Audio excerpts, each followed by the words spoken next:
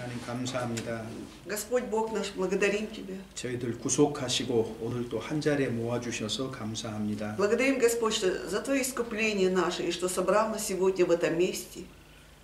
진리의 말씀을 올바로 이해하도록 인도하여 주시옵소서. Веди нас, Господь, чтобы мы могли правильно понять слово истины Твоей.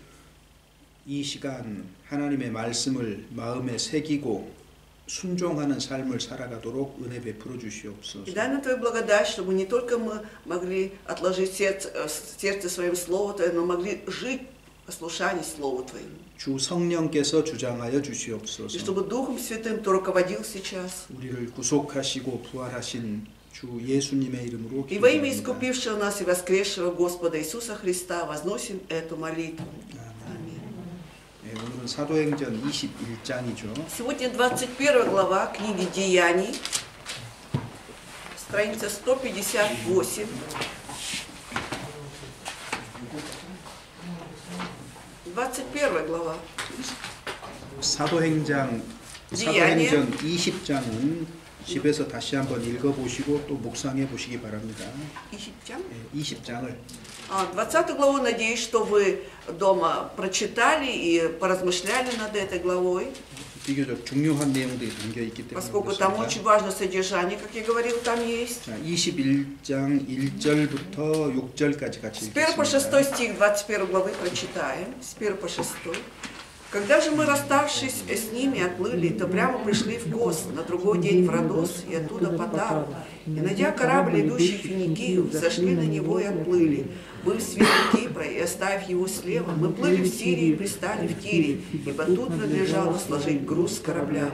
И, найдя учеников, пробыли там 7 дней. Они, по внушению духа, говорили Павлу, чтобы он не ходил в Иерусалим. Проведя эти дни, мы вышли, пошли, и нас провожали все с женами, детьми, даже за город. А на берегу, преклонив колени, помолились, и, простившись друг с другом, мы вошли в корабль, а они возвратились домой. 세 번째 전도 여행을 마치고 이제 귀환하는 여정을 기록을 하고 있습니다. Завершив третье миссионерское служение, сейчас Павел планирует уже возвратиться. 여기서 우리가 한 가지 조금 눈여겨 보고 싶은 내용이 있습니다. Вот здесь есть то содержание, на которое мы должны внимательно сейчас обратить внимание, на которое. 이제 여기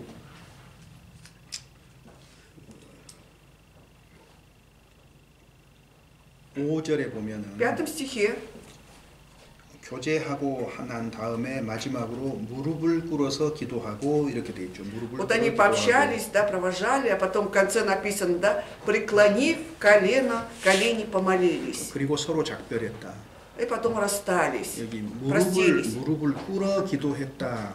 Вот эта фраза, преклонив колени помолились. 무릎을 꿇는다 이 말이 믿음의 표현입니다. А преклонить колено – это на самом деле выражение веры человека. 온전한 믿음, 전적으로 하나님께 의지하는 것을 밖으로 드러낸 거잖아요. Это внешне показывается, да, совершенная вера этого человека и насколько этот человек полностью доверяет все Богу. 근데 마지막으로 이제 작별하기 전에 기도했다. 여기서 기도했다라는 의미가 뭘까요? И вот перед тем, как попрощаться, они помолились. Как вы думаете, о чем они могли помолиться тогда? 그리스도인들이 무엇을 계획하거나 혹은 무슨 일을 주 안에서 하더라도 Когда христиане о чем-то планируют, либо что-то делают в Господе Иисусе, 마지막으로 해야 될 것이 뭘까요? последнее, что они должны делать, как вы думаете? 기도입니다. 기도. Это помолиться. 이럴 때 기도의 의미는 뭐예요? И тогда сутью молитвы что будет в данном случае? 예수님이 겟세마네 동산에서 말씀하셨던 것과 의미가 같아요. Это то, что Иисус говорил насчет молитвы своей в Гефсиманском саду, да, сходится по содержанию. 내 원대로 마옵시고 아버지의 원대로 하옵소서 그 말이잖아요. Помните, как он говорил, пусть не по моей воле будет, а по воле Отца моего. 바울이 자신의 앞길에 어떠한 일이 있을 것을 알지만 Павел примерно знает, да, что его ожидает впереди. 그 모든 것을 하나님의 손에 맡긴다는 거죠. Но то, что он все поручает в руки Бога. 이게 믿음 있는 사람의 특징인 거예요. Это особенность верующего человека. 그래서 결과는 하나님께 맡기는 겁니다. То есть вот это результат всего, да, он поручает Богу. 우리가 기도할지라도 То же самое, когда мы молимся, 그 응답과 결과는 주님께로부터 나오는 것입니다. Но ответ, да и результат, все это будет исходить от Бога. 우리는 우리가 원하는 결과를 얻기 원해요. Мы-то хотим получить тот результат, который мы хотели бы получить. 그런데 주님의 응답은 다른 모습으로 나타날 수가 있잖아요. Но ведь бывает так, что вот как раз результат от Бога может произойти совершенно в другом свете или виде. 그러할지라도 감사함으로 받을 수 있는 근거가 뭘까? Но тем не менее, несмотря на это, мы можем принять это с радостью, да, или с благодарением, на основании чего, как вы думаете? 그는 기도했기 때문입니다. Потому что мы молились. 자기의 소원을 말했지만은 하나님의 뜻대로 이루어 주길 기도한 거잖아요. Мы молимся, выражаем свои желания, но все равно мы хотим, чтобы все совершилось по воле Бога. 그래서 무릎을 꿇어 기도했다 이 말이 중요할 거예요. Поэтому очень важны вот эти фразы, да, преклонив колени, помолились. 그리고 우리가 신앙생활을 하는 가운데 내가 모든 것을 주님 손에 맡긴다는 것을 좀 기억하고 살아갈 필요가 있는 거예요. И хотелось бы, конечно, чтобы мы всегда помнили о том, когда мы живем духовно-христианской жизнью, чтобы все поручали в руки Бога. 여기 이제 성령의 감동으로 제자들이 바울에게 예루살렘에 들어가지 말라 그랬잖아요. Под вдохновением Духа Святого ученики говорили Павлу, чтобы он не въезжал, не отправлялся в Иерусалим. 그러니까 바울은 예루살렘으로 들어가면 어떤 큰 일을 어려운 일을 만날 것을 알고 있었던 거예요. А Павел знал, что когда он войдет в Иерусалим, да, его ожидает что-то большое, какое-то дело. 그렇지만은 그 길을 가잖아요. Но тем не менее он идет по этому пути, да. 무릎을 꿇고 기도하고 가는 거예요. Но он преклонил колени, помолился и отправился. 주님의 모습하고 같아요. Это похоже на облик Бога, 주님이 Господа. 마지막 주간에 예루살렘으로 들어가면 고난받고 십자가에 달리셔야 되는 거 아셨잖아요. И, конечно, Господь Иисус знал прекрасно, что его ожидает в Иерусалиме, какое великое дело он идет туда. 인간적으로 고통스러웠어요. И по-человечески ему было мучительно и тяжело. 할 수만 있으면은 И по 지나가게 возможности, 해달라고 기도하잖아요. но он же 할 хотел, 수만 있으면 지나가게 해달라. и он даже просил, чтобы Господь Бог избавил его от этого. 비록 예수님일지라도 육신의 고통을 원치 않았어요. Хоть он был Богом, но он не хотел вот этих плотских каких-то страданий, мучений. 그렇지만은 내 원대로 하지 말고 아버지의 원대로 해달라고 순종의 표시를 하잖아요. Но он выражает вот это вот 순종과 헌신의 послушание, 표시. да, вот это, когда он говорит, впрочем, пусть не по моей воле, а по воле твоей будет. 이때 예수님의 기도 내용이 뭐예요? В это время о чем молился Иисус? 그냥 고통받지 않고요 지나가게 해달라는 거예요. Он просто просил, чтобы было как можно меньше страданий, мучений, чтобы это 근데 все 이건 하나님의 뜻이 прошло. 아니잖아요. Но в этом же как раз не было воли Божьей, да? 그래서 하나님이 어떻게 И 응답하셨어요? как Бог ответил ему? 십자가에 달리는 쪽으로 응답하신 Он 거예요. ответил тем, что он был распят на кресте. 그리고 예수님은 그것을 받아들인 거잖아요. 순종으로 И 받아들인 Иисус 거잖아요. послушанием это принял ведь. 그런 예수님의 어떤 모범 예를 들어보면 Когда смотрим на пример Иисуса Христа, 우리가 기도하고 응답받기 원하는 모습하고 다른 점이 있잖아요. 다른 점. вот все равно есть различия, да, как мы когда молимся и хотим получить ответ. 우리 안에 있는 죄성은 Ведь вот эта греховная натура внутри нас 여전히 내 삶을 주장하고 싶어 합니다. все так же хочет как бы править моей жизнью. 그러니까 기도할 때도 И поэтому, когда мы молимся, 내 원대로 하나님이 반드시 들어주기를 원하는 것이 강하잖아요. очень 반드시. сильно, да, наше желание, чтобы Бог услышал именно по моей воле, что я хочу. 그리고 자기 뜻대로 결과가 나타나면 하나님이 응답하셨다 이렇게 얘기를 И 해요. когда мы получаем ответ на наши молитвы по нашей воле, мы считаем, что вот Бог дал ответ. 근데 자기 뜻과 다른 결과를 받으면 Но когда мы получаем другой результат вопреки нашей воле, 응답을 받았다라고 생각하기보다는 чем думать о том, что вы получили ответ, 원망하는 마음, 불평하는 마음이 올라오는 경우가 мы 있잖아요. становимся ропотниками и жалующимися людьми. 이거는 여기 바울의 표현처럼 무릎을 꿇어 기도했다는 것하고는 Тогда 다른 반응입니다. другая как бы реакция, да, вот как тут Павел говорит, что преклонились колени, помолились. 그래서 Все же другая реакция. 기도 응답에 대한 관점 자체를 바꿀 필요가 И 있어요. поэтому нам стоит, наверное, поменять вот нашу точку зрения на ответ на молитвы. 현대 개신교는 Современная протестантская церковь 무언가 기도한 것을 받아야만 응답이라고 생각을 해요. считает, что ответ только тогда, когда мы получаем ответ на молитву. 그런데 성경에서 기도 응답은 Но по Библии, если посмотреть, ответы на молитвы, 우리 생각하고 다르잖아요. они отличаются от наших мыслей. 내가 원하는 것이 아니고 주님이 원하는 바대로 이루어지는 것. Что идет тенденция, что это когда по воле Божьей все совершается, а не по нашей воле. 그러니까 차이가 있다는 걸 좀 아셔야 되고. Поэтому нам следует знать, что есть в этом разница. 그렇게 생각하면은 조금 마음이 편해질 수 있을 것 И когда 같아요. так думаем, и нам будет как-то спокойнее на душе. 자기 원하는 대로 계속 주장하는 거 있잖아요. Вот когда мы все равно настаиваем, да, чтобы было только по нашей воле, 특별히 어떤 물질적인 문제에 있어서 особенно что касается материальных вопросов, 이거는 철저하게 그건 자기 중심인 거예요. это 여전히. получается, что мы все так же эгоцентричны, да? 그것이 주님 중심으로 바뀌기 전에는 А пока мы не поменяем, чтобы в центре был все же Бог, 주님이 응답하지 않을 거예요. скорее всего, Бог не ответит на 그것이 такую 주님이 молитву. 응답해 가시는 과정이에요. Это просто может быть процесс, когда Господь даст ответ. 응답을 받을 만한 인격으로 바꿔 주시는 거예요, 먼저. То есть на самом деле Бог сначала меняет, чтобы мы стали такой личностью, достойной для того, чтобы получить ответ. 그 다음에 주시는 А 겁니다. потом Он дает. 아이가 부엌에서 쓰는 요리하는 칼 달라고 하면 Если ребенок подойдет и попросит кухонный нож, 장난감 칼은 주더라도 진짜 칼 안 주잖아요. ножик в виде игрушки ему дадут, да, пластиковый. Но настоящий это нож кто даст? 엄마가 진짜 칼을 언제 허용해요? Когда мама разрешит ему пользоваться настоящим ножом? 안전하게 사용할 수 있는 나이 때까지는 주지 Когда он 않잖아요. достигнет возраста, когда может в безопасности им пользоваться. 기도 응답도 И 마찬가지인 это то 거예요. же самое касается ответа на молитвы. 물론 기도 내용이 다양하기 때문에 Ну, поскольку у нас тема молитвы бывает очень разными, 어떤 때는 즉각 응답해 줄 수도 있고 иногда может тут же Бог ответить. 어떤 때는 많은 시간에 걸려서 아, 응답을 해줄 수도 있고 Пройдет довольно много времени, пока мы не получим 또 ответ. 어떤 경우에는 некоторых 내가 случаев 원하는 것과는 반대 방향으로 응답을 해줄 수도 있는 Совершенно не 거잖아요. тот ответ Господь Бог дает, нежели как я хотел получить. 기도 응답의 다양한 모습이 있는데 То есть ответы на молитву бывают совершенно разными. 우리는 그 중에 하나에다가 딱 포커스를 맞추는 경향이 있는 거예요. У нас есть 하나에다가 такая тенденция, что мы фокусируемся на одном только ответе и ожидаем. 자기가 원하는 대로 Вот то, что мы хотим получить. 하나님의 주권이라는 것이 이때 필요한 거예요. 기도 Вот в это время 응답에는 мы должны понимать, что получить ответ на молитву есть суверенное право Бога.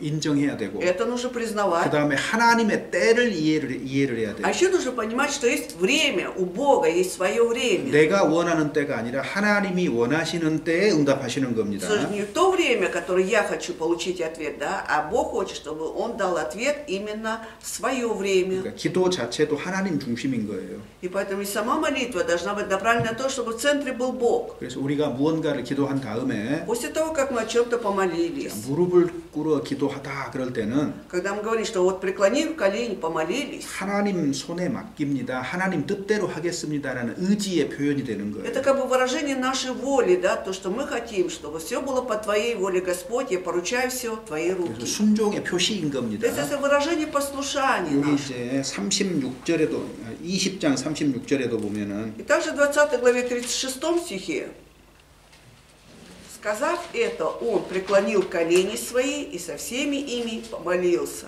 그래서 무릎을 꿇고 모든 사람과 함께 기도했다.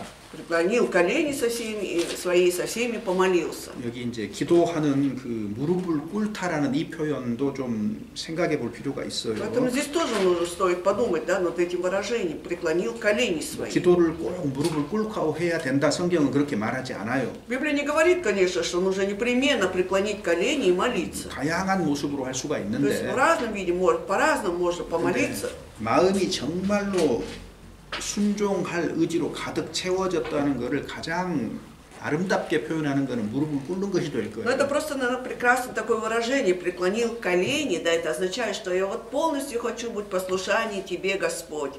Все поручаю Тебе. 그게 분명한 그 자기 마음의 표현이거든요. Это 하나님에 четкое 대한. выражение, да, моего сердца по отношению к Богу. 현대인들은 이렇게 조금 편안한 생활에 익숙해져 있기 때문에 Поскольку современные люди, они очень привыкли жить в комфорте, так все. 서서 하거나 Либо 앉아서 стоя 하거나 молимся, либо сидя 뭐 молимся. 이런 것에 길들여져 있어요, 사실은. Ну, привыкли на самом деле к этому, да, вот так вот.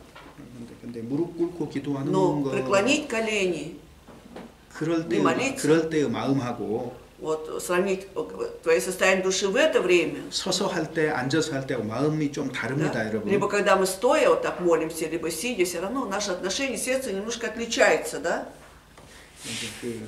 이제 여기는 이제 이렇게 의자에 앉아서 생활하는 경우가 많잖아요. Поскольку часто мы сидим на скамьях здесь, 동양 문화하고 다르잖아요. оно отличается от восточной культуры. 동양 문화 속에서는 반대입니다. Вот в восточной культуре там наоборот. 이렇게 바닥에 앉는 문화잖아요. То есть у них культура, они в основном сидя на полу, 그러니까 сидят. 양복을 입으면 А если в костюме ты, 이렇게 무릎 뒤쪽이 항상 주름 가득. да, постоянно вот эти вот позади колена, да, вот эти все время морщинки на ткани. 무릎은 이렇게 나와 있고 바지가. А колени всегда выпуклые на брюках. 왜 그러냐면 Почему так происходит? 모임에 가거나 Когда идешь на собрание, 가정에 신방을 하거나 어디를 посещаешь 가거나 семьи, куда бы ты ни пошел, где 같이 надо, 무릎을 꿇고 기도하는 거예요. там же на колени все вместе молятся. 그러니까 양복 바지가 И 모양새가 안 поэтому 좋겠죠. очень 주름 хороший 가득 생기고. вид приобретают брюки твои, да, морщинистые сзади. 아침에 아무리 보기 좋게 입고 나와도 Потому что утром как бы ты неприлично в брюках ты выходишь, 저녁에 들어가면 а 청바지예요. когда домой заходишь, как джинсы. 그렇게 주름 생기 기도인데 이렇게 모임 가운데 기도할 일이 많으니까. Ну, когда много приходится молиться во 근데 время 이제 собраний. 우리가 집에서 기도할 때는 Но когда мы дома молимся, 아침이라든가 저녁에 기도할 вечером или 때는 утром, 무릎 꿇고 하는 기도가 좋을 거예요. я думаю, что будет хорошая молитва, когда мы будем, преклонив колени, молиться. 권면입니다. 꼭 그렇게 하는 Это 거 только 아니고 совет, это не обязательно. 나이 드신 분들은 또 무릎 꿇는 것이 힘들고 어려운 분들도 있거든요. Потому что все же людям преклонного возраста тяжело молиться на колени. 자, 그래서 무릎을 꿇고 기도했다 이 표현을 조금 기억을 Поэтому 하셨으면 запомните, 좋겠고 пожалуйста, вот это выражение, преклонили колени свои и помолились. 7절부터 16절까지 Читаем 21 главу с 7 по 16 стих. С 7 по 16 вместе. Мы же, совершив плавание, прибыли из Тира в Толемаиду, где, приветствуя братья, пробыли у них один день. А на другой день Павел и мы, бывшие с ним, выйдя, пришли в Кесарию, и, войдя в дом Филиппа, благовестника, одного из 7 диаконов, остановились у него. У него было 4 дочери, девицы, пророчествующие. Между тем, как мы пребывали у них многие дни, пришел из Иудеи некто пророк именем Агав, и, войдя к нам, взял пояс Павлов и, связав себе руки и ноги, сказал: «Так говорит Дух Святой, мужа, чей этот пояс так свяжут в Иерусалиме иудеи и предадут в руки язычников». Когда же мы услышали это, то и мы, и тамошние просили, чтобы он не ходил в Иерусалим. Но Павел в ответ сказал: «Что вы делаете? Что плачете, сокрушаете сердце мое? Я не только хочу быть узником, но готов умереть в Иерусалиме за имя Господа Иисуса». Когда же мы не могли уговорить его, то успокоились, сказав: «Да будет воля Господня».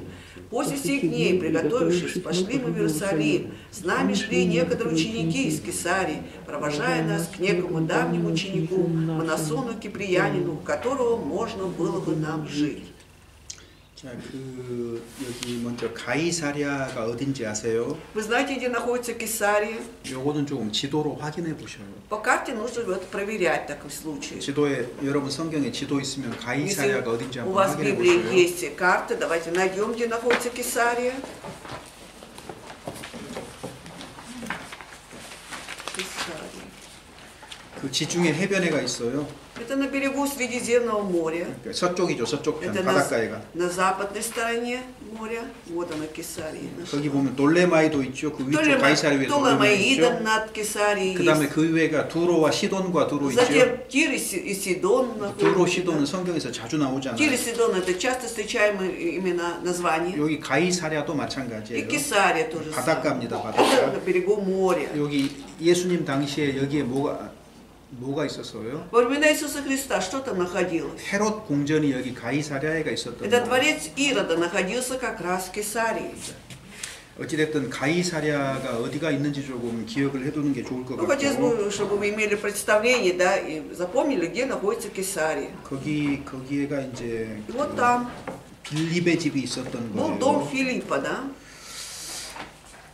그 Филиппа Благовестника. 보세요. 7절에 보면은 Смотрите, в 7 стихе 올레마에 이르러서 형제들에게 안부를 묻고 그들과 함께 하루를 있다가 Прибыли с Тира к Птолемаиду, где поприветствовав братьев, пробыли у них один день. 요게 이제 그리스도인들에게 좋은 어떤 습관입니다. Это хорошая привычка для христиан, да? 우리가 어느 집에 들어가면은 어느 집이든지 간에 그 집을 위해서 기도하라고 예수님이 То есть 권면하셨잖아요. Иисус советовал, да, когда мы прибываем какой-то в дом, да, какой бы ни был дом, чтобы мы всегда помолились, чтобы за то, чтобы Бог благословил этот дом. 그리스도인이 생활 가운데 다른 도시에 가게 되었을 때에 Когда христианину, да, приходится по обстоятельствам отправиться в другой город, 먼저 뭐 해야 될까요? сначала что он должен делать? 거기에 어떤 형제들이 있는지 어떤 교회가 있는지 확인해야 Заранее 되겠죠. узнать, да, есть ли там какие-то братья, сестры, вот, да, вот какая церковь там находится. 그리고 안부를 묻고 그랬잖아요. Потом приветствовать их нужно. 그들과 함께 하루 동안 있었다. Как Павел тут поприветствовал, потом пробыл с ними один день. 어느 도시를 가든지 간에 그곳에 있는 형제 자매들과 함께 교제했다 그 말이거든요. То есть в каком бы городе ни был, да, Павел всегда вот с этими братьями и сестрами всегда находился в общении. 마음 자체가 형제 자매들 중심, 교회 중심으로 То 움직이고 есть мы 있는 видим, что 거예요. в сердце, да, у него были всегда, в сердце его братья и сестры, была церковь, вот так он двигался. 우리가 페테르부르크를 간다고 칩시다. Представь, что мы окажемся в Петербурге. 마음에 두어야 될 게 뭐예요? Что мы должны в свое сердце поместить? 출장을 가더라도 Даже если в командировку приходится ехать. 그곳에 교회가 있다는 것과 Помните о том, что там есть церковь, 형제 자매들이 있다는 것을 есть 기억을 하고 братья и сестры, там есть наши. 그들을 위해서 기도하고 Вот, даже помолиться за них. 할 수만 있으면 시간을 내어서 그들과 교제하는 И по 것 возможности найти, да, время посетить их, да, пообщаться с ними. 이건 마땅히 해야 될 일이고 권면하고 싶은 Это то, что 내용입니다. должны делать, и хочется посоветовать вам также. 그렇게 하고들 계시죠? Я надеюсь, вы так и поступаете, да? 예를 들면 뭐 Например, 다른 나라에서 그리스도인들이 와도요. вот даже если из другой страны приедут христиане, 저한테 연락 오거든요. то они же мне сообщают. 못 오더라도 전화합니다. Даже если смогут посетить, но они мне позвонят. 제가 여기 출장 왔는데 Вот я приехал в командировку сюда, 시간이 안 돼서 교회까지는 도저히 못 но 가겠습니다. никак не 시간이 получается 도저히 안 됩니다. посетить вашу церковь из-за времени. 그렇지만 교회를 위해서 Но, тем не 복음을 위해서 менее, 기도하겠습니다. Я буду молиться за вашу церковь, за 함께 교제하지 благовестие. 못해서 유감입니다. Очень 미안합니다. жалею, что я не смог с вами пообщаться. 이게 마땅한 거거든요, Да, 사실. это ж нормально вот так вот общаться. 그리고 어떻게 поговорить. 해서든지 주일이 아니더라도 시간을 내서 와가지고 교제하기를 원하는 게 그게 그리스도인의 마음인 И даже если 거예요. не воскресенье, да, в любой день вот прийти, да, вот как бы пообщаться там с пастором, пообщаться с братьями и сестрами, это все зависит от сердца нашего. 그리고 그것의 가장 좋은 모델이 된 게 바울이거든요. Как раз самым лучшим примером был, наверное, апостол Павел. 그래서 형제들에게 안부를 묻고 그들과 함께 하루를 있었다, 교제했다 그 То 말이에요. есть, поприветствовав братьев, он пробыл с ними один день. Это означает, что он общался с ними. 그리고 나서 그 다음에 가이사랴로 가가지고 빌립에게로 가는 거예요. 빌립. Затем он туда отправляется в Кесарию, да, и входит в дом Филиппа, благовестника. 빌립이 누구겠어요? А кем был Филипп тогда? Он 빌립이 был... 어디에서 나오죠? где мы встречаемся с Филиппом? Когда?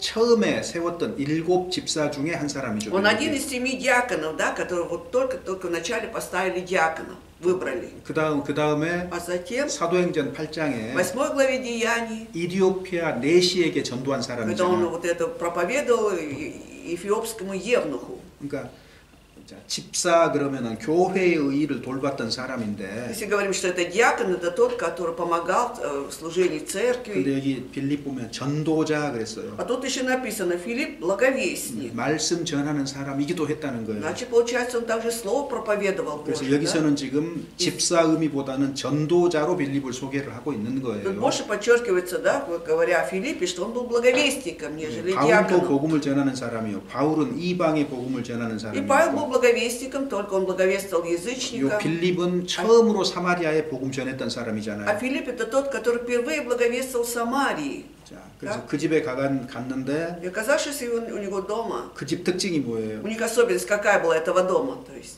빌립은 что Филипп, 딸이 넷이 у 있었다요. Филиппа было 4 дочери. 아들이 있었는지는 잘 Мы не 모르겠어요. знаем, 성경이 밝히고 있지 Библию, 않으니까. по Библии не написано, был ли там сын. 근데 그 네 명이 다 뭐예요? И вот 4 дочери, девицы, что они делали? 처녀로 애언하는 자라. Девицы 그러니까 пророчествующие. 애언의 은사를 가지고 있었던 То есть у них, 거예요. значит, был дар пророчества. 이제 여기서 말하는 건 애언은 뭐냐면 Здесь под пророчество что имеется в виду? 당시 이제 성경이 기록되지 않았기 때문에 Поскольку в то время Библия-то не была написана, 애언을 통해서 하나님의 뜻을 밝혀주신 и 거거든요. вот через пророчество они вот показывали о воле Божьей, говорили о 근데 воле Божьей. 여기 왜 처녀로 애언한다 이렇게 했을까?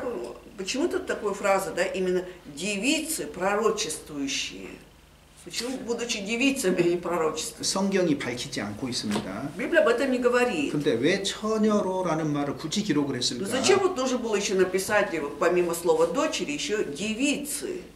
이때는 이제 교회가 심하게 박해를 받던 때예요. Это было время, когда 막시자들에서. церковь была сильно гонима, преследуема, 그러니까 поэтому 반드시 결혼을 하는 것이 좋은 것이 아니고 непременно было, не всегда было хорошо именно быть замужем в то время.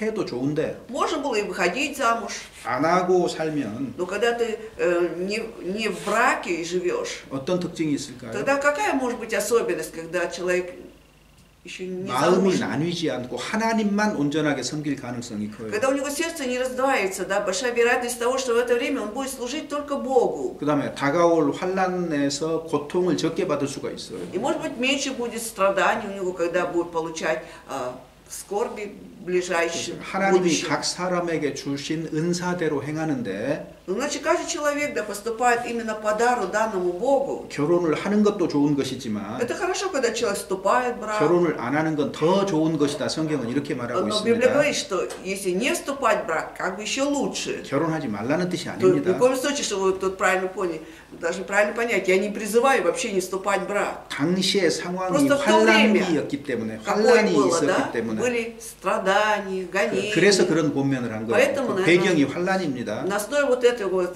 как бы, ну, на фоне вот этих страданий, учения было предложено лучше не выходить замуж. 누가복음도 마찬가지예요. Это касается и Евангелия от Луки. 예수님이 십자가로 가는 도중에 Когда Иисус шел к кресту, 누구에게 화가 있다 그랬어요? Он кому говорил горе, кому он говорил, провозглашал горе тогда? 여자들에게.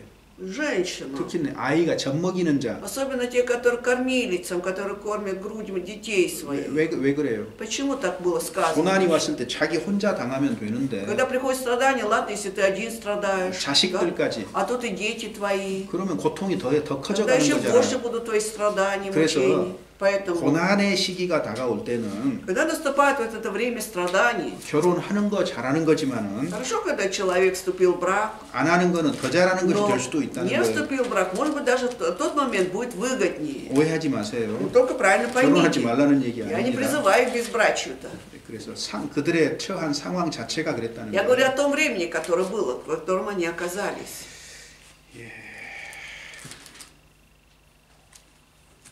하시고 그 다음에 이제 내용을 좀 봅시다. Затем посмотрим на следующее содержание. 빌립의 집에서 여러 곳에 여러 날 있었다 Тут 그랬잖아요. написано, что они многие дни, да, многие дни прибыли в доме Филиппа. 전도자 빌립이니까 바울하고 그 아마 공감하는 부분들이 특히 많았을 거예요. Поскольку Филипп был благовестником, наверное, было очень много вот этих одинаковых точек зрения, что у Павла, 충분한 교제를 у 했겠죠. них было, наверное, очень такое сильное общение, 가는 тесное. 곳마다 형제들을 만나서 교제하는 모습은 우리에게 귀한 모범이 됩니다. Это для нас, вот, наверное, драгоценный как бы пример, когда куда бы они ни ходили, они всегда находились в общении. 그런데 한 선지자 아가보라는 사람이 유대로부터 Но 와가지고 тут появляется некто пророк по имени Агав из Иудеи, 성령의 말씀하시되 하면서 и он 11절에 говорит в 나오잖아요. 11 стихе, так говорит Дух Святой мне. 예루살렘에 들어가면은 이방인의 손에 하여튼 결박을 당하고 고난 당할 것을 말합니다. Он говорит о том, что вот Павел, когда войдет в Иерусалим, да, его предадут в руки язычников и свяжут. 근데 Но 우리가 그 말을 듣고 그곳 사람들 덕으로 바울에게 예루살렘으로 올라가지 말라 и 그랬잖아요. так написано дальше. Когда же мы услышали это, то и мы и тамошние просили, чтобы он не ходил в Иерусалим.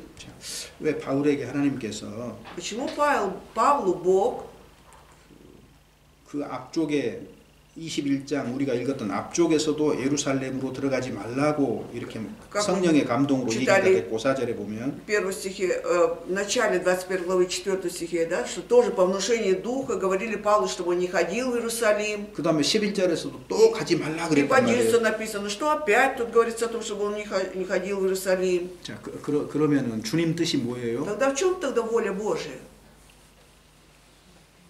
В чем воля Божия? 예루살렘으로 가는 거예요, 안 가는 거예요? Чтобы он отправился в Иерусалим или не отправлялся все же? Воля-то Божия в чем?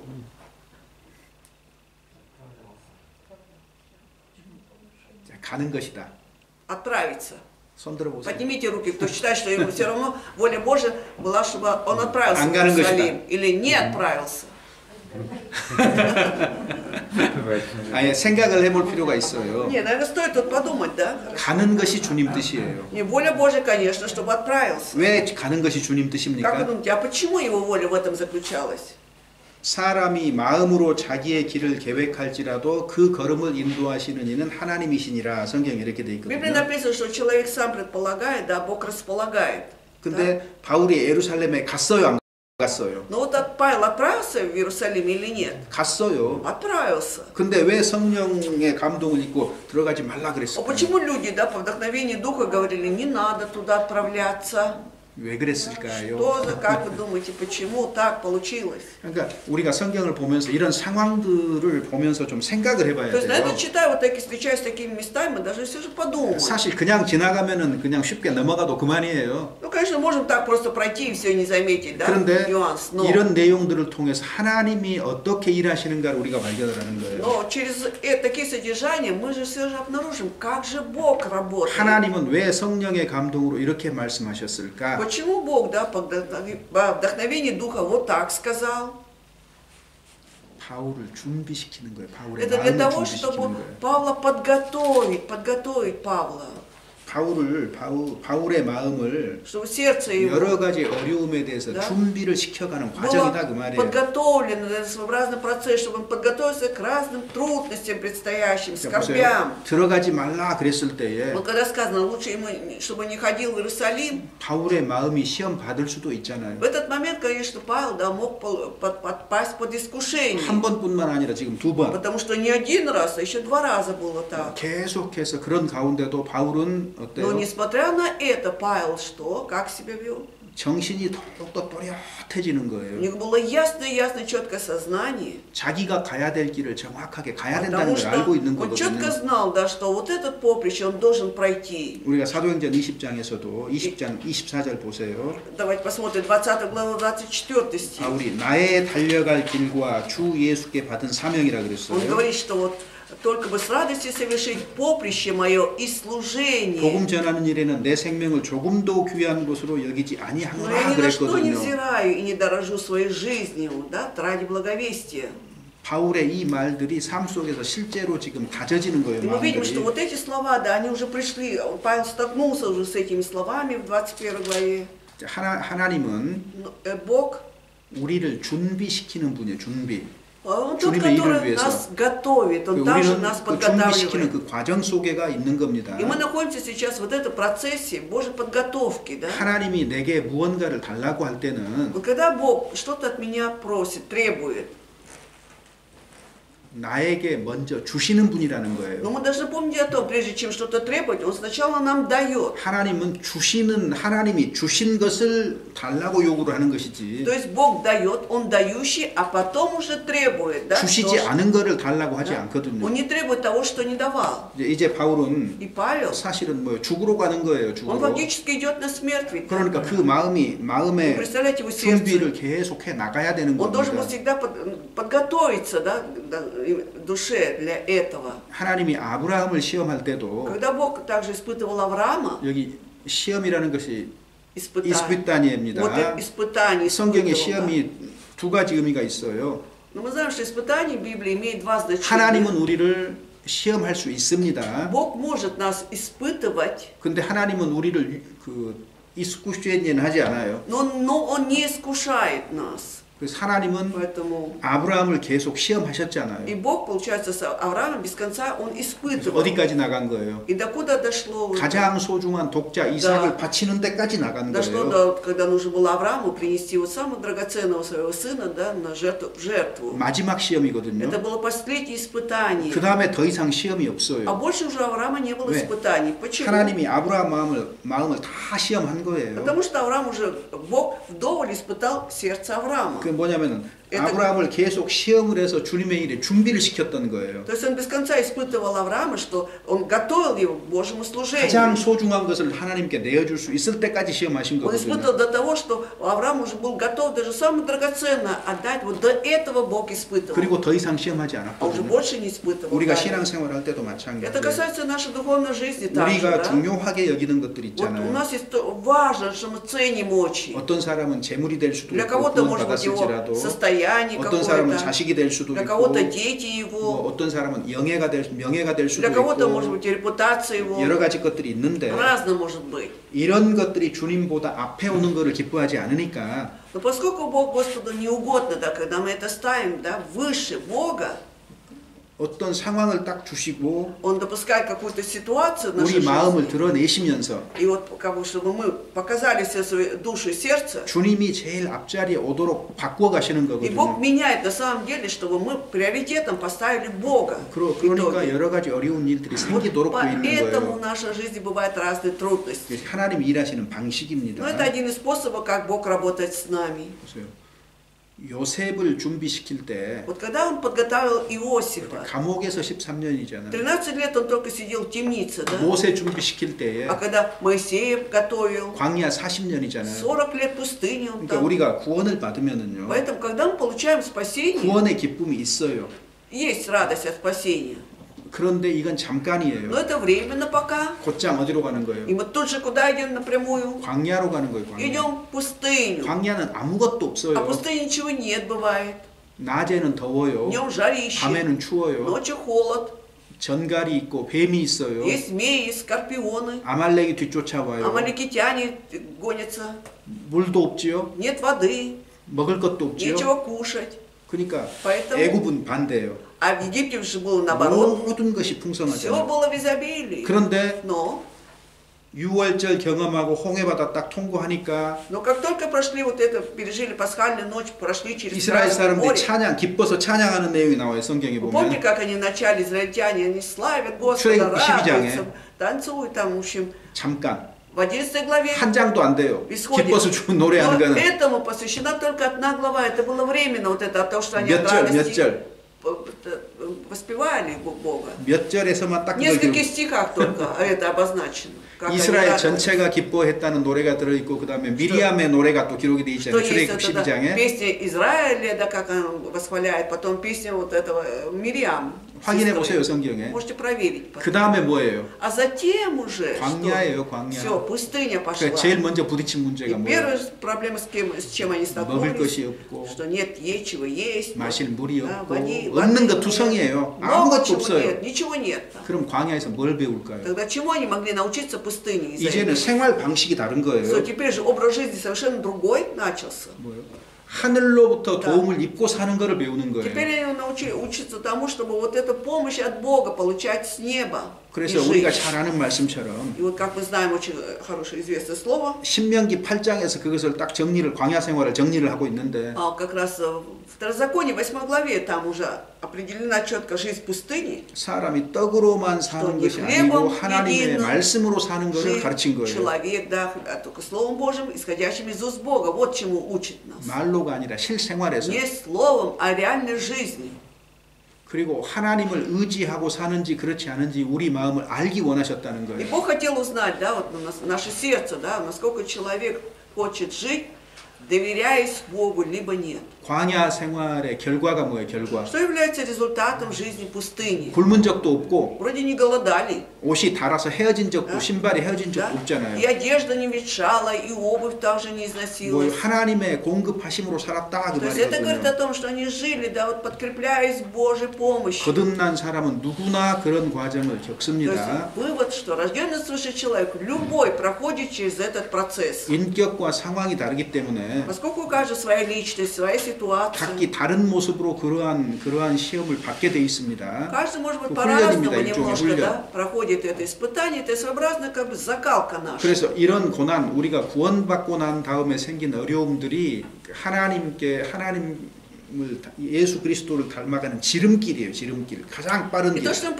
после получения рождения свыше, да, мы проходим через этот путь, это, наверное, является самым кратчайшим путем для того, чтобы походить на Иисуса Христа. 그래서 주 안에서 당하는 어려움들을 기쁜 마음으로 당할 필요가 있어요. И поэтому стоит, наверное, с радостью, да, проходить через эти трудности, которые мы получаем в Господе Иисусе. 그래서 로마서 5장의 환난 가운데서도 기뻐할 수 있는 존재는 그리스도인밖에 И 없습니다. поэтому в 3 главе 5 стихе говорится о том, что, 5 главе 3 стихе, что только христиане могут радоваться, находясь в скорби. 눈에서는 눈물이 떨어질 것 같은데 Кажется, слезы вот-вот будут капать с глаз твоих, 입은요? но 약간 이렇게 우스타 미소 짓는 쪽으로. делает вот эту улыбочку такую. 아마 그리스도인이 이 세상에 사는 것이 그런 모습일 때가 많을 거예요. Бывает часто, наверное, такие моменты у 너무- христиан в этой жизни, да? 너무 Когда- 힘들어서 눈에서 눈물 날 만큼 Когда тебе 힘든데 так тяжко, да, слезы вот-вот появляются на глазах. 근데 하나님 Но, 하신 말씀을 약속을 생각해 ну 보면 как вспомнишь, да, о Божьих обетованиях, да, то, что Он сказал нам, 입은 미소 지을 수 тогда и 있거든요. улыбка, может появиться улыбка на 아마 лице. 그런 모습일 거예요. 이 세상에서 그리스도인들의 모습이. Я думаю, вот это и есть как раз облик христиан в этом мире. 그래서 가나안에 들어가기에 적합한 사람 인격으로 바꿔가는 거거든요. Это для того, чтобы войти в ханаанскую землю, да, Господь Бог формирует вот эту личность, чтобы эта личность была достойна войти. 여기 바울의 답변을 13절 한번 보세요. 13절. Посмотрите на ответ Павла, 13 стихе 21 главы. Но Павел в ответ сказал: что вы делаете, что плачете и сокрушаете сердце мое? Я не только хочу быть узником, но готов умереть в Иерусалиме за имя Господа Иисуса. 사람들이 이제 예루살렘에 들어가지 말라고 이렇게 Итак, люди отговаривали 말하니까 이 Павла. 말 때문에 마음이 격동된 사람들이 있었을 거예요. Но были люди, наверное, которые были очень тронуты вот этими словами. 함께 올라가지 말라고 하면서 이제 И 운 они 거예요, 운 거. вместе стали говорить, чтобы он действительно не ходил в Иерусалим, вместе 바울이 плакали. 어찌해서 울면서 내 마음을 Да. 상하게 И 하느냐. Павел говорит: ну что вы делаете, ну что плачете и 나는 сокрушаете 주 сердце 예수의 мое? 이름을 위하여 결박을 받을 뿐 아니라 예루살렘에 죽을 것도 각오하였느니라. Что я не только хочу быть узником, но готов умереть в Иерусалиме за имя Господа. 겨우 결박당하는 것 때문에 우느냐 그 Что, 말이에요. ну что вы плачете, что меня свяжут из-за 나는 죽을 этого? 것도 각오하고 있다. Я готов даже умереть. 바울은 자기가 예루살렘으로 들어가면 죽는다는 거 알고 가는 То есть 거거든요. Павел понимал прекрасно, да, что он может умереть в Иерусалиме, 그래서- зная, он отправляется. 이렇게 형제들의 권면과 울음이 사실은 바울의 마음을 더 주님을 향해서 굳게 했던 겁니다. Наоборот, вот это вот то, что они советовали и плакали за Павла, да, вот это, например, еще больше утверждало сердце Павла по отношению к Богу. 그래서 바울이 받아들이지 않은 거예요. То есть Павел не принимал вот эти их плач там, 그 다음에 다 어떻게 됐어요? а потом что стало со 이 всеми? 사람들도 한 가지 То 알았어요. есть они тоже это поняли, эти люди. 가지 말라고 했는데 Вначале они отговаривали, чтобы не ходил в Иерусалим. 그 다음에 이 사람들도 신앙이 한 단계 성장했죠. Но тут мы видим, что вот этот уровень веры на одну ступень поднялся. 어떻게 해요? Каким образом? 우리가 주의 뜻대로 이루어지다 하고 Да 그쳤다 그랬죠. будет 주의 воля 뜻대로 Господня, 이루어지다. сказали они, успокоившись, да? 그러니까 핵심은 뭐예요? То есть суть в чем? 우리 인생의 핵심은 뭐예요? Вообще суть нашей жизни в чем заключается? 나를 구원하신 이유가 Для 뭐예요? чего Бог спас меня? 주의 뜻대로 Чтобы 이루어지다거든요. 주의 все 뜻대로. было по воле Божьей. 이런 마음이 딱 있어야 되는 Вот 거예요. это сердце, вот эту установку нам надо иметь. Вот это. 우리는 작은 것에도 Но 흔들리잖아요. мы часто расшатываемся из-за мелочи 저 какой-то. 역시도 예외 Я 아니거든요. тоже не исключение. 순간적으로 육신적인 생각, То есть моменты какие-то, да, появляются плотские помышления. 인간적으로 생각하고 По-человечески начинаешь 그런 думать. 순간이 하루에도 Да. 많아요. И в день вот эти вот, ну, бывает несколько таких моментов, несколько раз. 근데 결론은 뭐예요? Но вывод какой?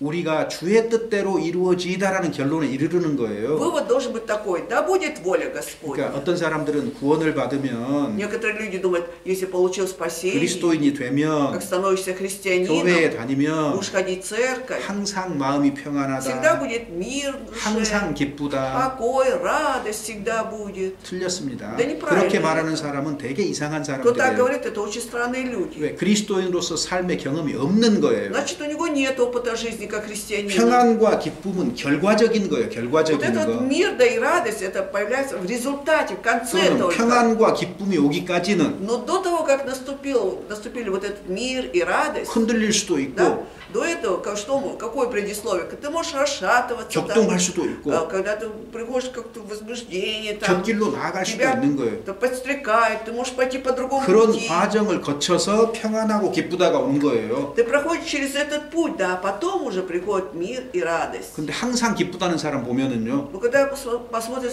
на человека, который говорит, что он всегда радуется, 그런 삶의 경험이 없이도 у него не было в жизни вот этого опыта, вот этого, да, когда были 그냥 마냥 трудности. 기쁘다고 입으로 얘기하는 거예요. Он просто говорит устами, что он всегда радуется. 그거는 입술의 말이지 마음이 없는 거거든요. Это только слова уст его, да, нет 그거는 그런 얘기하는 подтверждения. 사람은 신령하고 신앙이 성숙한 사람이 아니고 신앙이 매우 어린 사람. Когда люди так говорят, на самом деле у них нет вот этого, как бы, мы не можем сказать, что вера у него такая зрелая, да, духовная. Наоборот, вера младенческая у него. 그리고 구원을 안 받았거나. И еще, либо он не получил спасения. 그래서 항상 기쁘다 누가 얘기하면은요. Когда кто-то вам скажет, что он всегда радуется, 들어보세요. послушайте. 왜 항상 기쁘다고 저 사람이 말하고 Да? 있는지. Пусть он обоснует, почему он считает, что он всегда радуется. 그러면 그 사람이 진짜인지 가짜인지 확인할 수 Вот 있어요. тогда вы можете проверить, он по-настоящему радуется, либо нет. 우리는 Вот, мы. 고난이 오면은 아픈 게 Вот 정상이잖아요. когда наступают какие-то скорби, да, это же нормально, что мы болеем, да, душой. там. 그리스도인일지라도 아픈 게 사실인 Да, 거예요. это же факт, что мы все равно будем болеть 근데 душой, хоть мы 아픔으로 끝나는 것이 христиане. 아니라 Но мы понимаем, что это не только болью заканчивается, 이 아픔이 기쁨으로 바뀌는 거예요. что когда-то вот эта вот боль, да, она превратится в радость. 슬픔이 기쁨으로 바뀌는 것이고 Печаль превращается в радость. 눈물이 слезы 미소로 바뀌게 돼 있는 거예요. превращается в 결과적으로. улыбку в итоге. То есть мы живем с такой надеждой. 이게 그리스도인인 거예요. Вот какой 그래서 христианин. 우리는 세상 사람들이 당하는 모든 어려움들을 예외 없이 다 겪습니다. И поэтому мы, да, значит, христиане, да, мы все без исключения проходим через все трудности, которые у нас есть, да, вот то, что, через что не проходят мирские люди. 우리가 그리스도인이기 때문에 예외가 되지 않습니다. А то, что мы христиане, это не значит, что мы являемся исключительными. 그런데 차이점이 뭐예요? 차이점이 Но в чем разница? 고난 가운데서도 기뻐할 수 있다는 Что мы 것. можем радоваться, находясь даже в скорби. 하나님의 약속으로 말미암아서. Это благодаря обетованию 그리고 지금 Божьему. 이해가 되지 않을지라도 Вот сейчас что-то в моей жизни происходит непонятное. 주님이 선한 결과로 응답해 주실 것을 믿는 Но 거잖아요. мы же верим, да, что Бог даст обязательно вот этот результат в виде блага. 자, 하여튼 그래서 차이가 있는 겁니다. В этом и есть 그래서 разница. 우리가 주의 뜻대로 이루어지이다 하고 이들도 будет- 배운 거예요. 이들도. То есть вот эти люди также научились, да, когда сказали, что да будет воля Господа. 그리스도인으로서 내가 결과적으로 주님께 해야 되는 말이 뭐예요? Вот будучи христианином, да, в итоге я тоже что могу сказать Господу? 내 인생에서 이런저런 문제가 풀리는 게 중요한 게 아니고 Что важно не то, как решается в моей жизни такие-то и другие проблемы, 뭐가 더 중요하다고요? а что же будет важнее? 주의 뜻대로 이루어지는 것이 가장 중요한 거예요. Что самое важное, когда по воле Божьей все будет совершаться. 이렇게 마음의 중심을 이렇게 붙잡고 Но 가는 것이 даже 옳은 хотелось бы, это 겁니다. будет правильно, чтобы вы будете вот такой девиз держать у себя в сердце. 자, 그다음에 이제 바울이 Затем Павел, 이제 행장을 꾸려 가지고 예루살렘으로 올라가는 거예요. теперь уже все проходит, он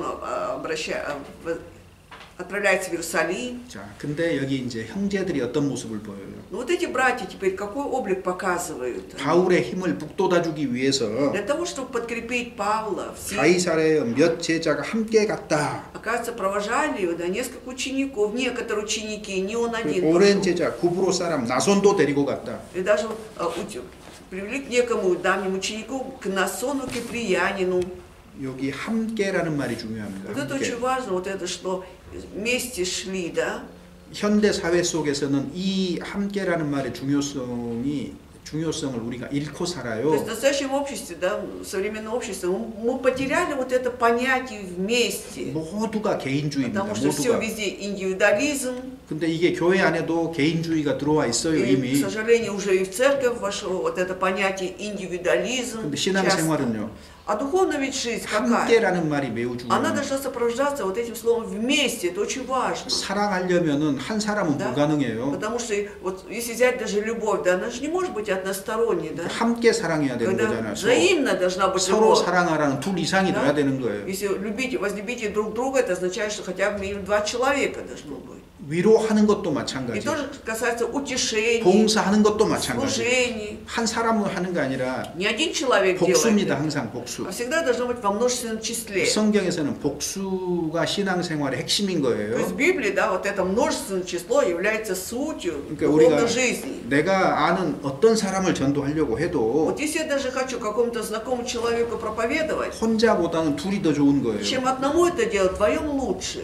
Да? 둘보다는 셋이 더 좋은 거예요. А чем вдвоем, еще троем, еще лучше. 그러면 성공의 가능성이 크단 말이에요. Тогда будет большая вероятность успеха. 근데 사람들이 그렇게 안 해요. А люди так не делают.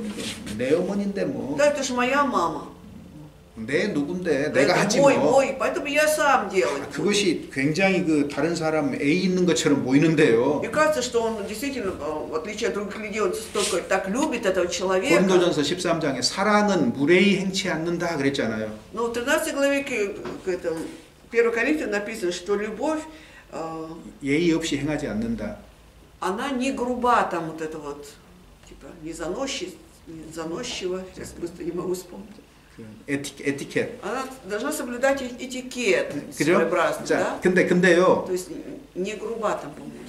이 일을 하는데 자기 혼자 하는 사람은 뭐예요? Но вот когда есть работа, а когда человек один 그 делает, 예의가 없는 사람이고 это 무례한 사람인 получается, 거예요. да? То есть у него нет этикета, что ли? 왜 그런 줄 아세요? Почему он так поступает? 세상 사람은 그렇게 살아도 Пусть мирские люди так живут. 주님은 함께 살라고 교회라는 공동체를 준 Но 거예요. Бог дал вот это нам сообщество, буквально коммуну, Да. чтобы люди вместе находились в 그 церкви. 교회의 에티켓은 뭐예요? Поэтому этикет церкви в чем? 항상 함께가 돼야 되는 거예요. Чтобы всегда 함께가. были вместе, вместе. 근데 함께를 못하면 신앙생활은 망가지는 А 거예요. когда вместе мы не бываем, не можем быть, тогда наша духовная жизнь, да, она обречена на неуспех. 여러분 함께하는 거 쉬워요, Ну 어려워요? как вы думаете, когда вместе делаем, это легко или трудно? 사랑하는 남편과 아내와 사는 것도 둘이 사는 건 쉽지가 않아요. И даже нелегко, да, вот жить, да, так просто с любимым мужем или с любимой женой, любимой. 좋아하는 감정이라는 거는 일시적이에요. Вот это эмоции, чувства, да, когда любят друг друга, это все временно. 근데 결혼 생활을 유지하려면은 А чтобы вот поддержать эту длительную уже семейную жизнь,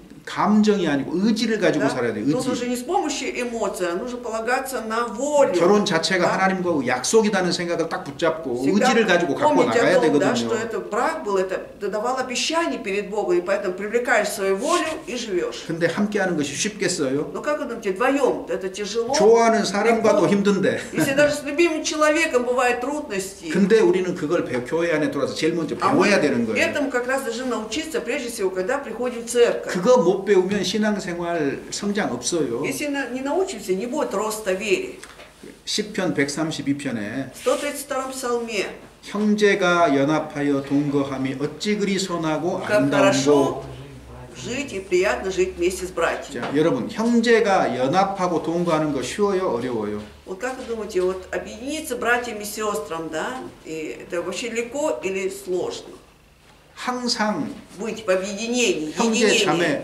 형제 자매에게 한 걸음씩 뒤로 양보하지 않으면 불가능해요. Но если мы не будем, да, хотя бы по шагу уступать какому-то брату или сестре, да, это будет сложно. 우리 육신적인 본성대로는 절대 연합하고 동거 Да? 못 하거든요. Вот по своей плотской сущности, да, очень сложно вот объединиться, да, вместе жить в радости, 근데 하나님이 그렇게 делить 우리의 삶을 정하셨어요. горе и радости, но Бог вот так определил нашу 그 жизнь. 질서 속에 들어가야만 배우는 То 거예요. есть мы должны входить в этот вот порядок, чтобы тогда мы научимся. 그리고 성장하는 거예요. И будем расти в вере. 그리고 그 결과로 주시는 게 뭐예요? И в итоге что нам дается? 형제 자매들이 동거하고 연합한 그곳에서 하나님께서 거기서 영생을 명했다. 마지막 절에 그렇게 돼 있잖아요. То есть в конце написано, что когда братья и сестры, да, живут хорошо и вместе им приятно, вот тогда уже дается нам жизнь вечная. 교회가 구원의 역사를 더 많이 경험하고 싶으면 Если церковь хочет, да, еще больше, чтобы прилагалось спасаемых людей в их церкви, 교회는 뭐 하면 돼요? что должна церковь делать? 다른 형제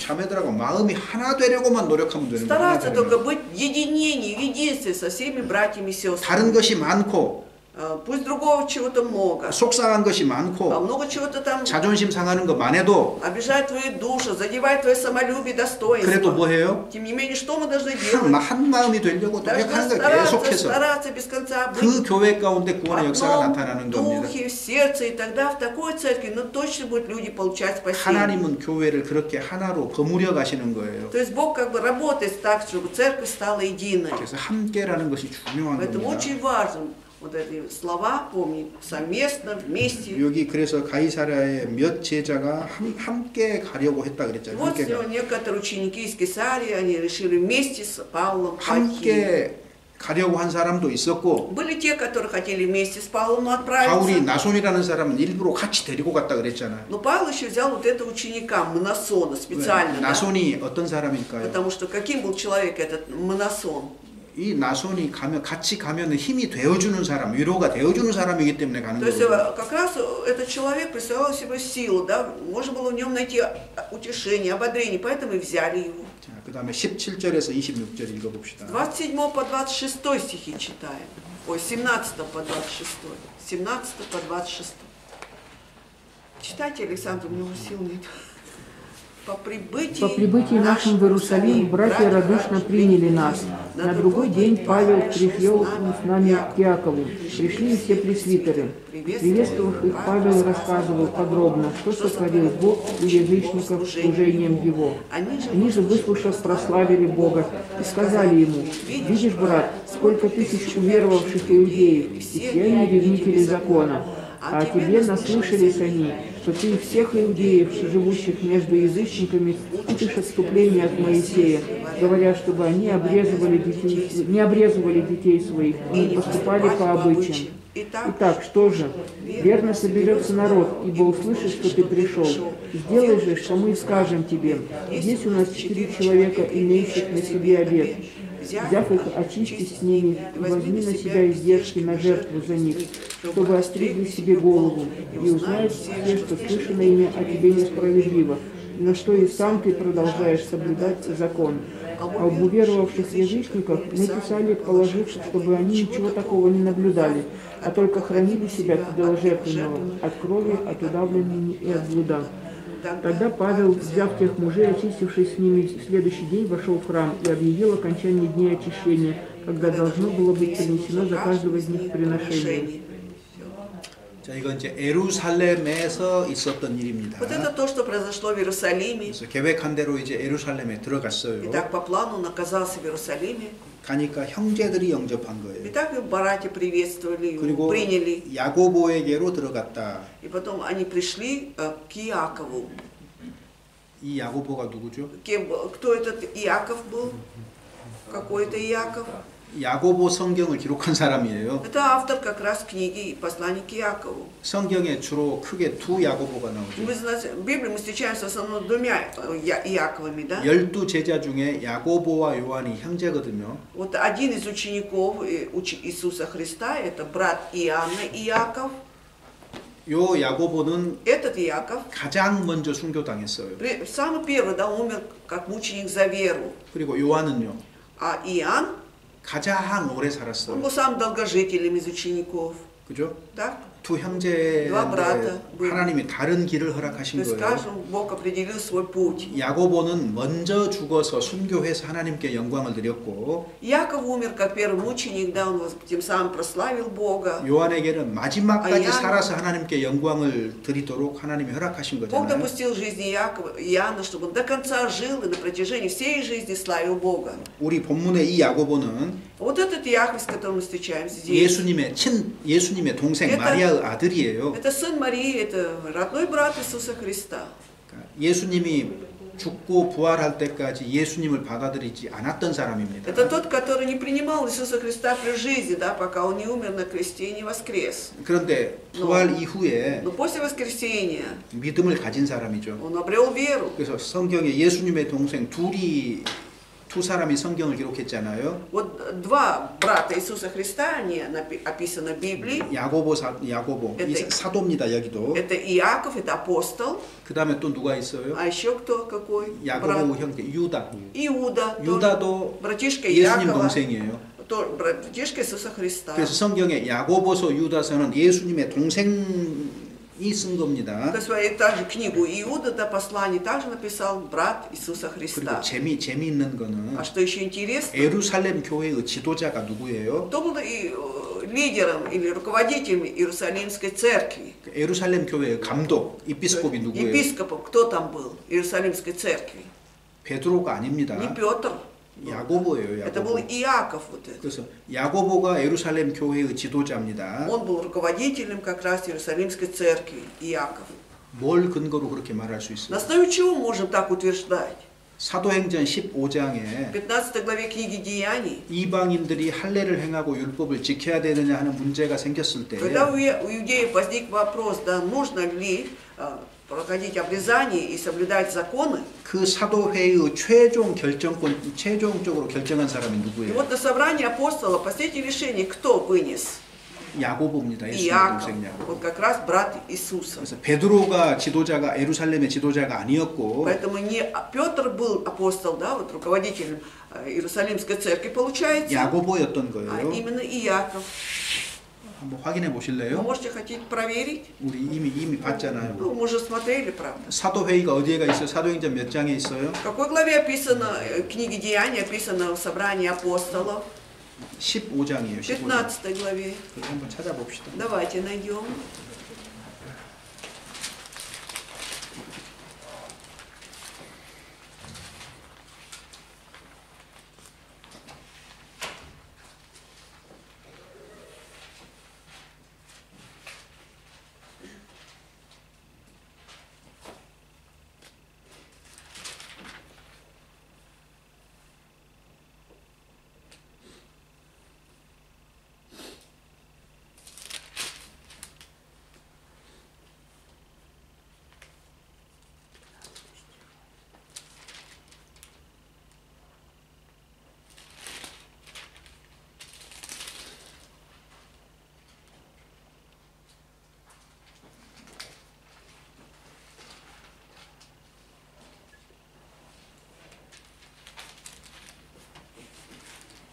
얼른 안 찾아주네요.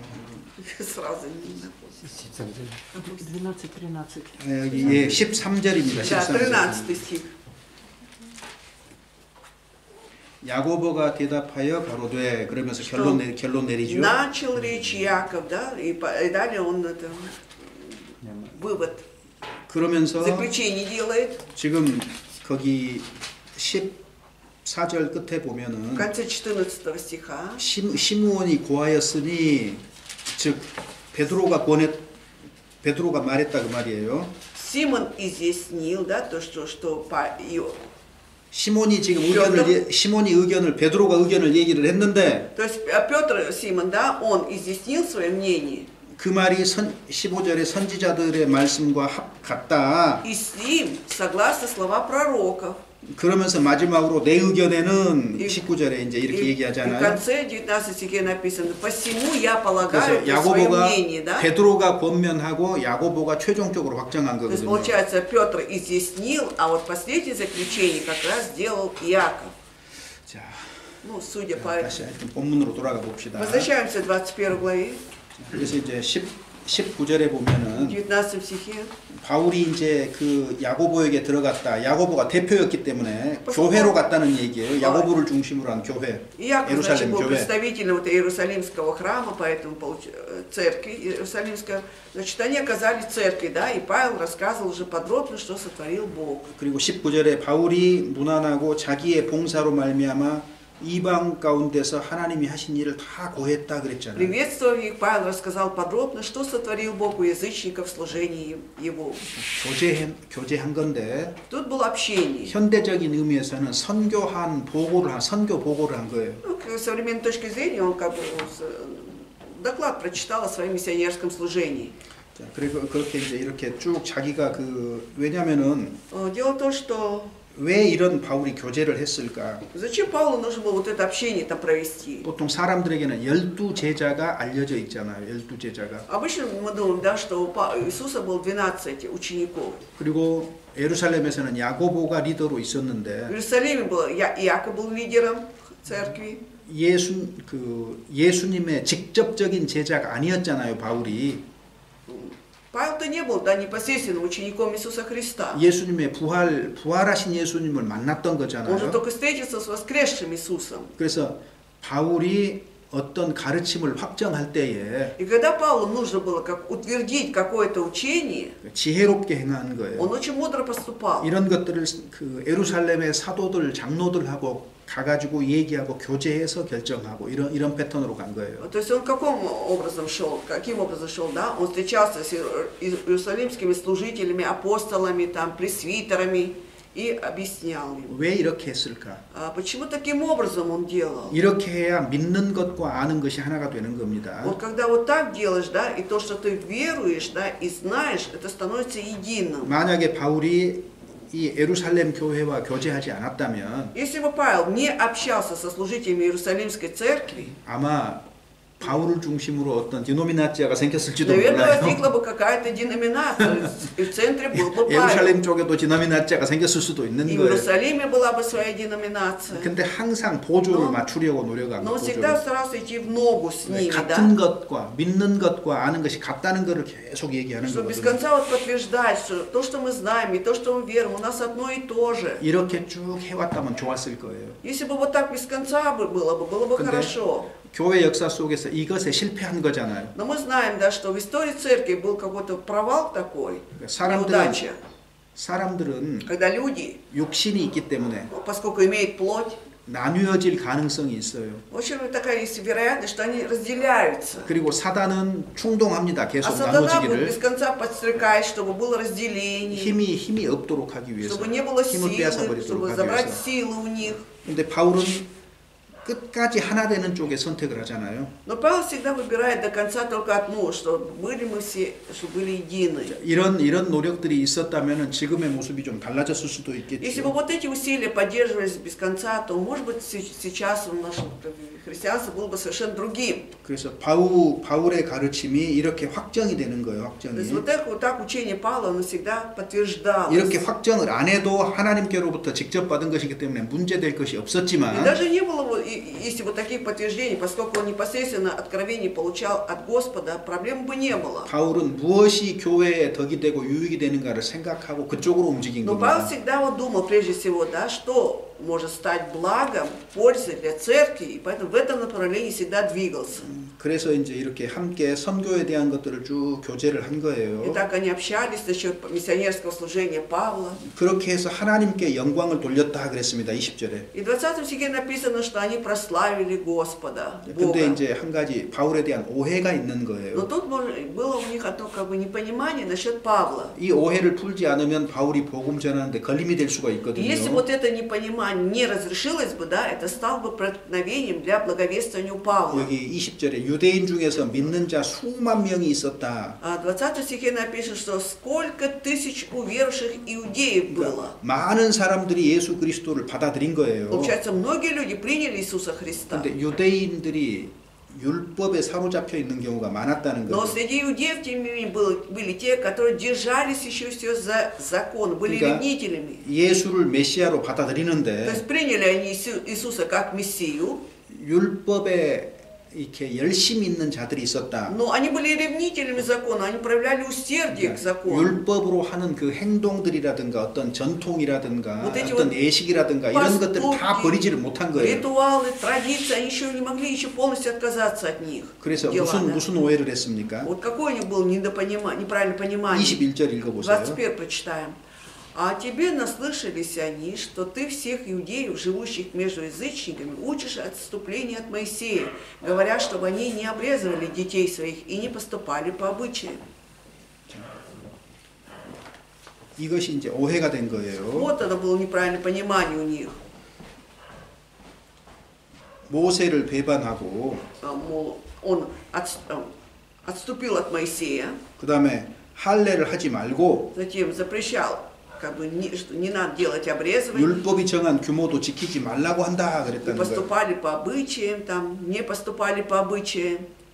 자, 그런데 이거 누구에게 한 말이에요? Но кому эти слова были обращены? 이 말에 어디가 문제 있는 줄 아세요? Вы знаете, В каком месте тут проблема? 이 말을 바울이 누구에게 이렇게 가르친 거예요? То есть вот этим словам кого учил Павел-то? 여기 이방에 있는 유대인에게 이렇게 말을 한 것이 아니라 이방인들에게 말한 거. Он 이방인들에게. говорил это не иудеям, живущих между язычниками, а напрямую говорил об этом язычникам. 이방인들에게서 이방인들 중에서 하나님께 돌아온 사람들에게 할례를 안 해도 된다고 얘기를 한 거고. Он же как раз язычникам, обратившимся к Богу, говорит, что вам не надо обрезываться. 율법의 여러 가지 절기라든가 이런 것들을 안 지켜도 된다고 얘기를 한 И он 거예요. говорит, что не надо всякие праздники, там, относящиеся к закону, соблюдать. Об этом же 그러니까 говорит. 이 말을 한 대상은 이방인이었지 유대인이 아니었거든요. Поэтому вот эти слова он говорил язычникам, а не иудеям среди язычников. 근데 이 사람들이 이거를 유대인에게 말했다 이렇게 적용을 딱 해놓은 Но 거예요. они почему-то применили это к себе, что вот эти слова были сказаны иудеям. 오해입니다. Неправильно понимали. 그러면 이제 이걸 어떻게 해결하느냐? И теперь как нужно было Павлу решить этот вопрос? 바울이 그렇게 말한 것이 아니다는 것을 증명을 해야 То есть 되는데 Павлу нужно было доказать, что он так не говорил. Да? 야고보의 에루살렘 교회가 준비한 거예요 이거를. И вот это как раз Иерусалимская церковь во главе с Иаковом подготовилась, 우리한테 4사람이 서원을 했는데 что вот были 4 человека, имеющие на себе 서원이라는 건 обет, 기한이 있는 거거든. а 기한이. на каждый обет есть свой срок. 자, 여러분 삼손 한번 생각해 보세요. Давайте вспомним Самсона. 삼손 Он 나시린이었죠. был Назареем. 하나님께 그 서원한 기간 동안에 하나님 말씀에 철저하게 순종한다는 표시로 머리카락을 길렀잖아요. 자르지 И в 않고. знак того, что он имеет обет, да, и чтобы как бы сдержать этот обет, он же всю жизнь, да, этот срок обета, да, он не стриг волосы. 근데 그 기간이 끝나면 И когда заканчивается этот срок 이제 обета, 머리 잘라도 괜찮은 거예요. да, он может уже еще отращивать 근데 волосы, 여기 то есть отрезать 유대인 волосы. 중에 4사람이 서원을 했어요. И вот 4 человека из иудеев сделали 그러니까 обет. 머리를 이제 안 자르고 То 있었겠죠. есть, скорее всего, они не стриглись. 근데 서원 기간이 끝났어요. И вот закончился этот срок обета. 그래서 머리를 깎게 하라 И 그랬어요. поэтому сказано, что они могут уже остригаться. 바울에게 이렇게 하라고 한 거예요. Это Павлу так было 그럼 сказано. 사람들이 바울을 보면서 아 바울도 우리의 율법을 무시하지 않는구나 이렇게 생각할 수 있다는 И 거예요. тогда, глядя на Павла, они могли сказать, что о, этот Павел, значит, не игнорирует наши законы. 그러면서 바로 잡는 거예요. 이제 И потом исправляет их. 거기 사도행전 15장에서 결의한 것들을 다시 얘기하는 겁니다. Вот в 15 главе Деяния он рассказывает о законе очищения. 여기 결례를 행하면은 사람들의 오해를 풀 수가 있는 Но 거예요. когда соблюдаешь этот закон, да, очищение, тогда люди могут понять уже правильно. 그리고 다시 한번 확인하는 겁니다. И еще раз он как бы удостоверяет. 이방인들에게는 어떻게 해야 될 거냐? как 이방인 중에서 돌아오는 사람에게는 Вот как нужно обращаться к язычникам, обратившимся к Богу. 25절 다시 한번 읽어봅시다. Давайте 25 прочитаем.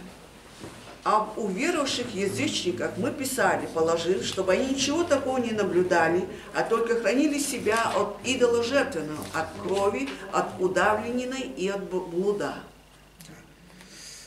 여기 세 가지가 먹는 거죠. Вот 3 касается насчет еды, да, 3 пункта. 그래서 이건 우리에게도 적용됩니다. Это как раз применимо и к нам. 무엇이든지 감사함으로 먹을 수 있는 거예요. Конечно, можно все есть подряд, да, с 근데 благодарением. 우리도 우상의 제물 먹으면 안 되고 Но нам тоже не надо есть, нельзя есть от идола жертвенного, 피를 먹어서도 안 되고 от крови, 목매어 죽인 것도 от 안 되고 удавленной 요 세 가지는 안 됩니다. 그리스도인에게 허용 안 и от блуда. 됩니다. То есть вот эти вот как бы не разрешается христианам. 그 다음에 이제 도덕적으로 음행하는 문제 И 있잖아요. вот насчет морального поступка, насчет блуда. 당시 헬라 로마 제국에서 이것은 그냥 아주 독버섯처럼 널리 퍼져 있는 거예요. В то время 음행이. греческой и римской империи, да, вот это вот блуд, блудодеяние, оно вот как вот ядовитый гриб было так распространено, 우리 시대는 а 더합니다. в наше время тем более 여러 가지 형태의 음행이 있는 по-разному 거예요. вот это блудодеяние 그래서 совершается. 그리스도인은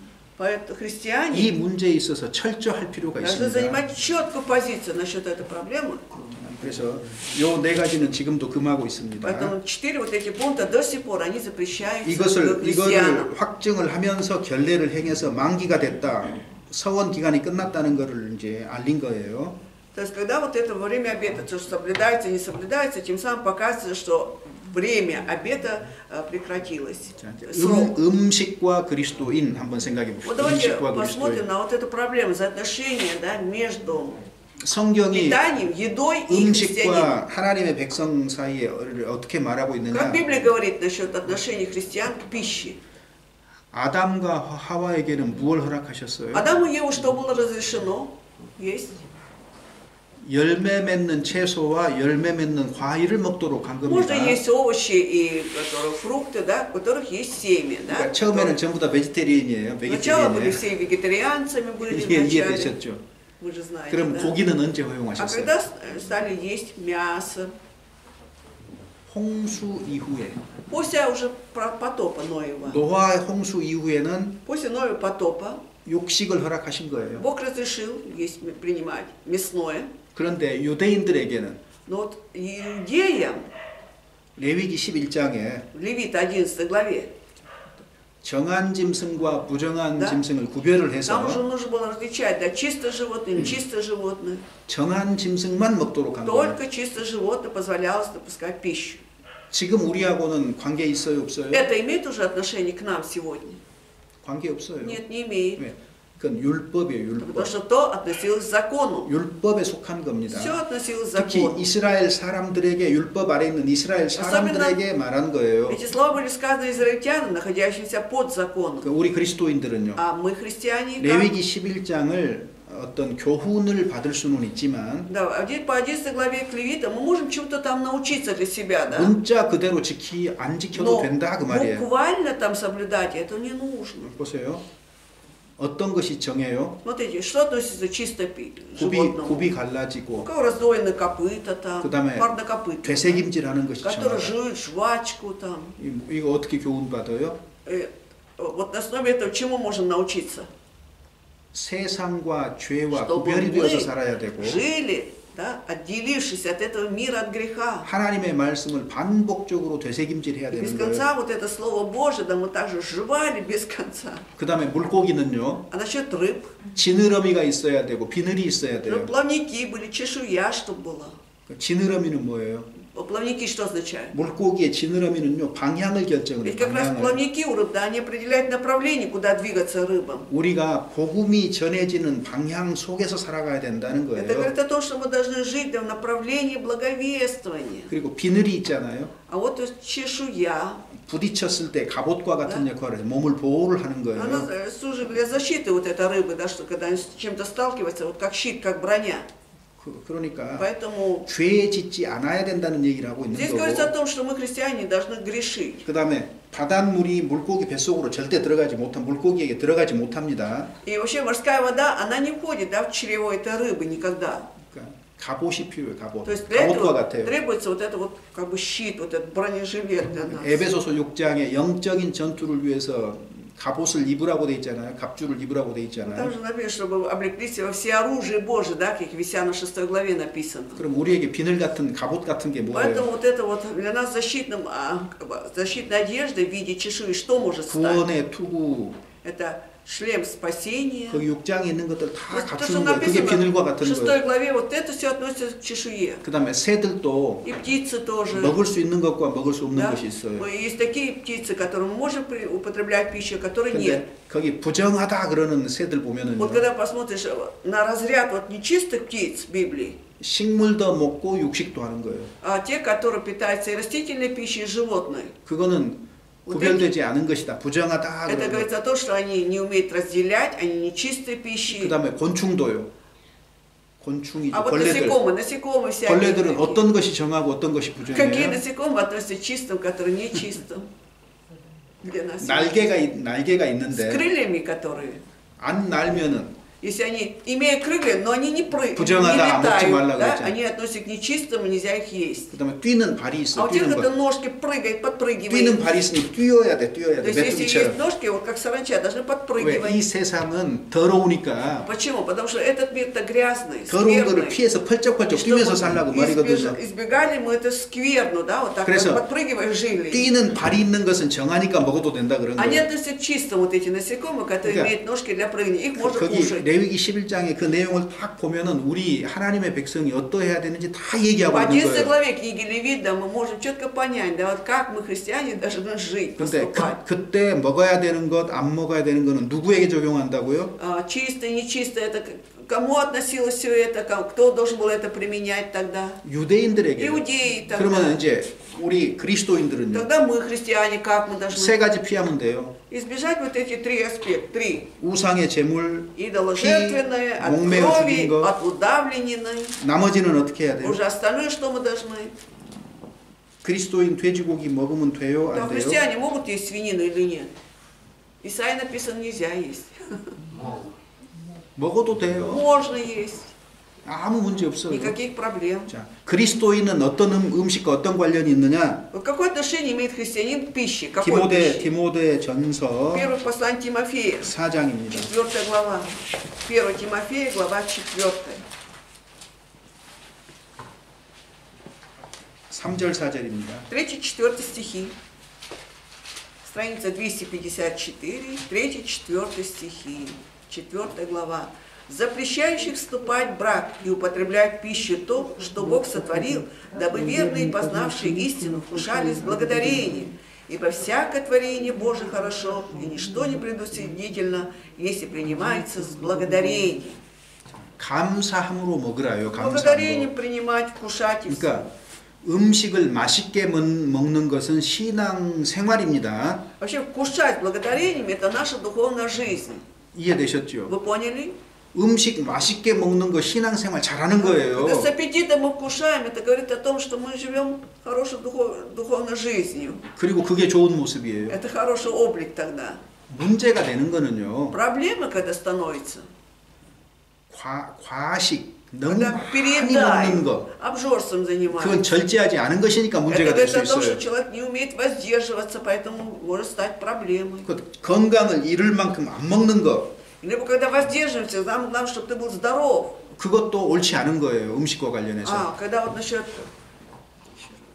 постятся, что ли, да? 그러니까 음식을 건강에 안 좋을 만큼 적게 먹는 거. Когда слишком мало еще кушает, да, когда вредят своему здоровью, вот это тоже вредно. 옳지 않습니다. Неправильно. 왜? 건강해야 주님 섬길 거 Почему? Ты 아니에요. должен быть здоров, чтобы служить Богу. 그래서 알맞게 먹어야 되는데 То есть, соответственно, да, ты ешь, 맛있게 먹으라고요. ну, скушать с 왜? 하나님이 주신 аппетитом. 것이니까 Почему? Потому что же Бог дает тебе пищу. Да? 감사함으로 Поэтому с благодарением 하나님이 вкушай. 혀를 주셔서 맛을 분별하도록 했잖아요. Это же Бог же дал нам язык, чтобы мы могли различать 그래서 вкусы. 혀의 즐거움도 하나님이 주신 거니까 기뻐해야 돼요. И поэтому мы должны радоваться тому, да, что и Бог дал нам вот этот язык, уметь различать вкусы. 근데 어떤 사람들이 이제 Некоторые люди 혼인도 하지 말아라 금지. говорят, что не надо вступать в брак, 그다음에 запрет. 어떤 음식은 어떤 때는 먹어서는 Да? 안 된다. Такую-то пищу можно есть, такую-то нельзя есть когда-то. 이렇게 가르치는 사람들이 있다 그 말이에요. Есть же такие люди, которые так учат. 그건 하나님의 뜻이 아닌 거예요. Это не воля Божия. 자, 카톨릭 Вот в католицизме.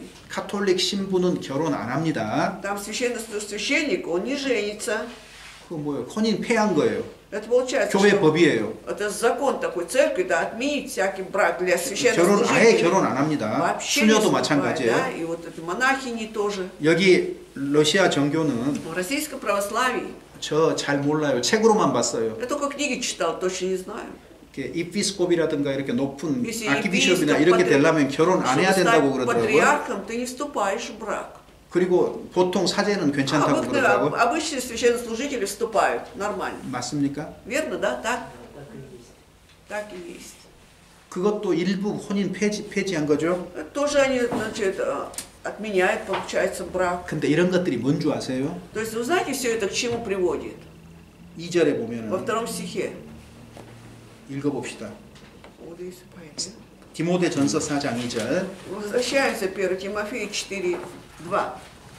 Через лицемерие лжесловесников, сожженных в совести своей. 그건 외식에 불과한 것이다. Что это только 왜 лицемерие. 외식하느냐? Почему относится к лицемерию? 양심이 화인 맞았다 그 Потому 말이에요. что 양심이. совесть у них сожжена. 그 양심 잘못되니까 그런 얘기 한다는 Когда 얘기예요. совести что-то не то, и поэтому заводят такие разговоры. 혼인하지 말아라, 어떤 음식 먹지 말아라, Не 이게 вступай в брак, не ешь 이게 такой-то 누구의 пищи. 하나님의 가르침이 아니에요. Это же не учение Божие. 1절에 누구의 가르침이라 В 그랬어요? первом стихе, что это учение? 읽어 보세요. Учение, читаем. Дух же ясно говорит, что в последние времена отступят некоторые от веры, внимая духом обольстительным и учением бесовским. 그건 귀신의 가르침이다 그랬잖아요. Учение бесовское написано. 분명하게 그런 것들은 Да, поэтому- 미혹하는 영이고 귀신의 가르침을 쫓아가는 것이다. Действительно, когда люди так делают, они поступают Под духу обольстителей, учений без 근데 основы. 이렇게 분명한 말씀이 있는데도 Я просто 왜 удивляюсь, 그러는지 что 잘 так 이해가 четко 좀 잘 안 돼요, написано, 사실은. почему люди по-своему поступают, не хотят понимать. 미혹이 되면 Вот 그렇게 когда 되는 идет 미혹이 되면 обольщение, наверное, вот так и 우리가 получается. 교회 가운데서 행하는 것들이 정말 성경적인 것인지 아닌지 우리가 조금 살펴보고 따져보고 구별을 할 필요가 Наверное, Бог не 있어요. дал, нам дал разум, да, чтобы то, что происходит в церкви, да, вообще, нужно смотреть, насколько 지난번에 это по Писанию, 지난번에 либо 우리 нет. 포스트 В 얘기했잖아요. тот раз мы говорили о посте. 그러면은 이렇게 아샨 같은 데 가면은 포스트를 위한 음식을 또 팔아요. И когда в Ашан идешь, там есть специальный раздел, продается постная пища, 그다음에 продукты 금식하는 постные. 사람들이 꼭 먹는 게 뭐예요? И обычно постятся люди, когда постящиеся обычно что едят? 물은 또 꼭 먹어요. То есть принимают воду-то они пьют. 처음부터 안 죽으려고 작정하고 하는 것 То есть 같아요. получается, с самого начала он принял решение, я не должен умереть во время 성경이 поста. 말하는 금식은요. А ведь пост библейский совершенно 아무것도 안 먹는 거예요. говорит о том, что вообще ничего нельзя, ничего 물도 안 먹는 принимать. Даже 거예요. воду не принимают. Вот такой пост, без воды. 그러니까 성경대로 금식을 안 하고 있으면서 Получается, они по Библии не постятся. 며칠 금식한다고 자랑한단 И 말이에요. хвастаются, что вот несколько дней уже он находится в посте там. 그 금식 자랑하는 것 같이 어리석은 것이 Это 없어요. самое, наверное, неразумно хвалиться то, что он в посте. 10일 постится. 금식했다, 일주일 Вот 10 금식했다, 40일 дней, неделю, 금식했다. 40 дней постился там. 예수님이 계시면 정신 나간 소리 하고 있다고 얘기할 거 정신 Да, 나간 소리 если бы 하고 Иисус 있다고. был бы, он бы сказал, вы говорите безрассудные слова. 산상수훈에서 뭐라 그래요? Ведь на гордой проповеди что он говорил? 금식을 한다면 Если хотите поститься, 표시 내지 не 말아라. надо показывать 그냥 видом, да? 똑같은 모습으로 단정하게 있으라 Как, 그랬잖아요. как обычно ты, чтобы ты был прилично 꼭 одет. 금식하는 사람 보면은요. Вот посмотришь на постящегося, 면도도 안 하고 не бреется уже. 하여튼 뭐 잘 이렇게 씻지도 않고 Даже неопрятно 아주 그냥 곧 какой-то. 죽는 신용하고 Как 있거든요. аскет, как и он тоже 뭐예요? вот скоро 나 좀 умрет. 봐주라 그 말이에요. Но 나 좀 тем самым 봐주라. хочет, чтобы на него обратили внимание, да? 성경과 다른 거예요. 그 Это 다른 거예요. отличается опять от 그 Библии. 외식에 불과하다 그 Это 말이에요. только лицемерие. 말씀드린 대로 성경의 금식은 Как я говорил, вообще библейский пост, 일반적으로 하루예요. 하루. как правило, длится один день. 거의 대부분 성경 В 찾아보세요. 하루. основном вот найдете Библию, этот день они постились-то. 그리고 특별한 경우에 И это особый случай должен быть, да? 모세라든가 В случае с Моисеем, 예수님이라든가 Иисусом, 40일 금식했죠. 40 дней они постились. 모세는 이스라엘 구원하려고 40일 금식한 Моисей 거예요. пошел на этот пост 준비하느라고. 40-дневный, да, чтобы подготовиться для того, чтобы 예수님 спасти Израиль. 세상 구속하려고 40일 А Иисус, 금식했어요. чтобы искупить этот мир целый спасти, он 아니, пошел на 자기가 пост. 세상 구원할 것도 아니면서 뭘 40일씩이나 Зачем 굶어요. рядовому человеку идти на 40-дневный пост? Он что, собирается спасти мир сейчас? 그러니까 그런 것들이 외식입니다. Поэтому все это относится к лицемерию. 금식을 부인하는 게 아닙니다. Я не отрицаю вообще пост. 우리 마음을 새롭게 하기 Для 위해서 того, чтобы обновиться сердцем, там, 어떤 죄를 금하기 для того, 위해서 чтобы вообще отойти от какого-то греха, 금식 필요해요. требуется пост. 근데 금식만 있는 거 아니고 Но не только пост тут есть. Да? 절식도 있어요. То есть, когда ты воздерживаешься пищи. 70, 80된 할머니가 금식하면 되겠습니까? 70-80-летняя бабушка будет поститься, ей это будет на 그것도 пользу? 며칠씩이나? Даже несколько дней. 그런 건강 완전히 Это 망치는데 полностью она погубит свое 그런 здоровье. 경우에는 좀 음식을 절식할 В 수도 таких 있는 случаях нужно 거잖아요. просто поменьше есть там. 그리고 이- 주님 앞에 마음을 드러내기 위해서 한 끼 굶는다고 해서 죽진 않잖아요. Для того, что ты пропустишь, да, одну трапезу в течение дня, да, для того, 두 끼 굶는다고 해서 안 ты же не 죽잖아요. умрешь, или даже 2 раза пропустишь еду в 주님은 день. 모든 것을 알맞게 하기 원하시는 То есть 거예요. Бог желает, чтобы все было умеренно, 무슨- чтобы было разумно. 금식으로 올림픽 금메달 딸 겁니까? Что от того, что ты постишься для того, чтобы получить олимпийскую медаль, для этого ты постишься. 하여튼 그 그리스도인들이요. Ну, иногда вот христиане 성경과 다른 행동을 참 많이 해요. что-то много делают того, что вообще нет в Библии. 자, 어찌됐든 이제 본문으로 다시 Хорошо, 돌아갑시다. возвращаемся к главному тексту нашему опять. 27절부터 36절까지 27 по 36. 전도사님 좀 읽어주세요. Александр, читайте. 27 по 36. Когда же 7 дней оканчивались, тогда ассийские иудеи, увидев его в храме, возмутили весь народ и наложили на него руки, крича: «Мужи израильские, помогите! Этот человек всех повсюду учит против народа и закона и места сего. Притом и эллинов ввел в храм и осквернил святое место сие». Ибо перед тем они видели с ним в городе Трофима, ефесянина, и думали, что Павел ввел его в храм. Весь город пришел в движение, и сделалось течение народа. И, схватив Павла, повлекли его вон из храма, и тотчас заперты были двери. Когда же они хотели убить его, то до тысяченачальника полка дошла весть, что весь Иерусалим возмутился. Он тотчас, взяв воинов и сотников, устремился на них. Они же, увидев тысяченачальника и воинов, перестали бить Павла. Тогда тысяченачальник, приблизившись, взял его и велел сковать 2 цепями, и спрашивал, кто он и что он сделал. В народе одни кричали одно, другие другое. Они же, не могши по причине смятения узнать ничего верного, повелел вести его в крепость. Когда же он был на лестнице, то воинам пришлось нести его по причине стеснения от народа, ибо множество народа следовало и кричало смерть ему. По 36-й. 여기 보면은 이제 유대인의 핍박을 잘 드러내고 있습니다. Здесь мы уже четко видим гонение от иудеев. 처음에 복음의 장애가 되는 두 세력이 있는데 Вот в самом начале, да, когда были 2 силы, препятствующие благовествованию. 밖으로는 로마 제국의 Это 핍박. внешне была сила от Римской империи, 그다음 안으로는요. а изнутри сила. 유대교에 열심히 있는 Вот это 유대인들의 вот рвение 핍박이거든요. вот этого, да, иудейской церкви, вот 그래서 от 여기 иудеев было. 27절 유대인들에게 지금 어떻게 핍박을 받는가 바울이 이제 요거 얘기 나타나고 Из 27 стиха уже описывается, какое гонение было 근데 이런 핍박의 원인이 된 게 뭐냐면 от иудеев. Но вот эта причина вот этих гонений в чем была? 28절에 В 보면은 28 стихе. 율법에 대한 이해의 차이가 있는 거예요. То есть здесь мы видим, да, вот эта разница понимания закона. 그래서 유대인들은 율법을 지켜야 된다는 쪽이고 Иудеи же считали, что надо соблюдать законы.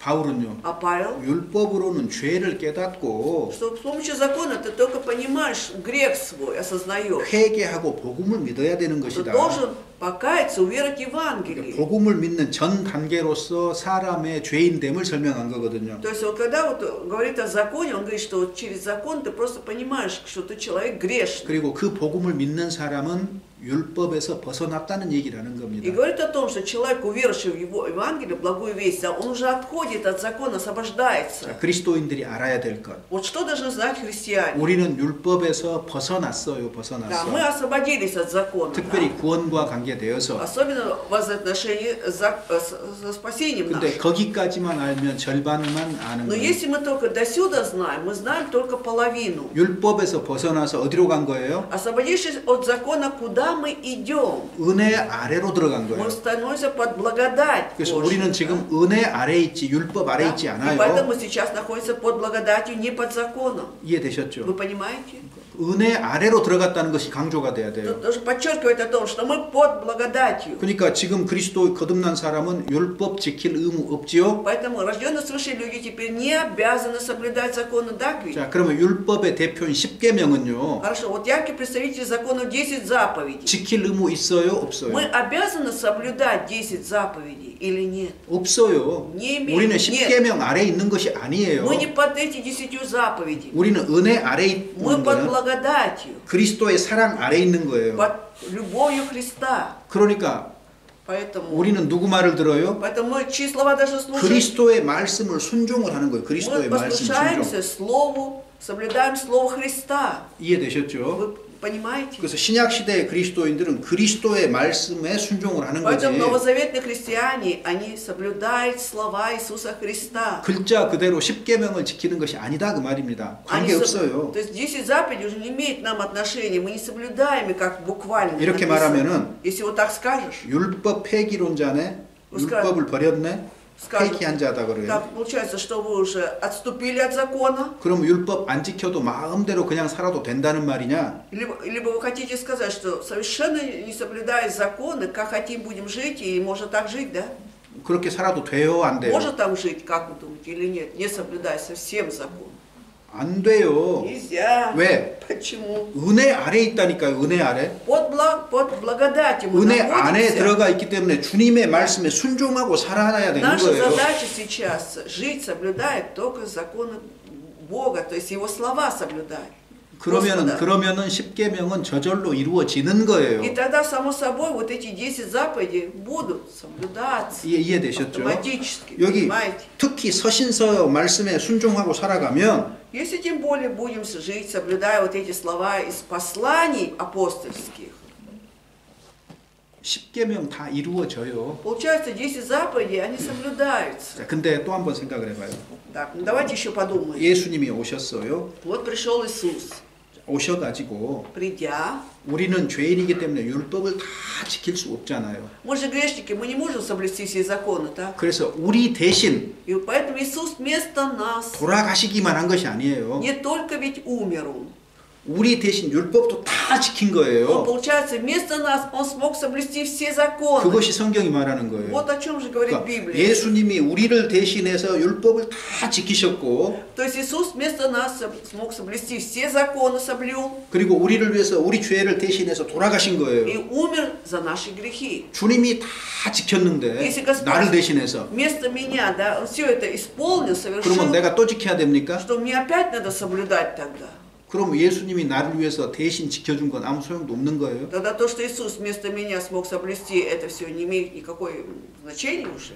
율법에 대한 오해가 있었던 거예요. 율법에 То есть 대한 было 오해. вот это непонимание насчет закона. 물론 율법에 대한 유대인들의 오해하고는 조금 다른 것이지만은 Конечно, вот это вот непонимание немножко отличается от того, что как не понимали иудеи 그래서 закон. 율법에 대한 올바른 이해가 필요한데 Но требуется правильное понимание насчет закона. 지금 개신교 안에서도 율법에 대해서 올바로 이해하지 못하고 있어요. 많은 사람들이. Но, к сожалению, даже в протестантизме, да, многие люди еще не имеют правильного представления или понятия о законе или чего. 복음을 믿으라. Если сказано, уверуйте в Евангелие, 10계명을 지켜라. либо соблюдайте заповеди еще. 그 두 개는 함께 할 수 없어요. Это же нельзя вместе соблюдать, да? 10계명을 지키라라고 얘기를 할 때는 Когда говорят, что надо соблюдать 10 заповедей, 거듭나지 않은 사람에게 нерожденному свыше человеку, 죄가 무엇인지 알도록 하기 위해서 그렇게 말할 수 있지만 мог понять, что такое грех, этому человеку можно сказать. 근데 거듭난 사람에게 А уже рожденному свыше 10계명 지키라. соблюдай 10 заповедей. 그 사람은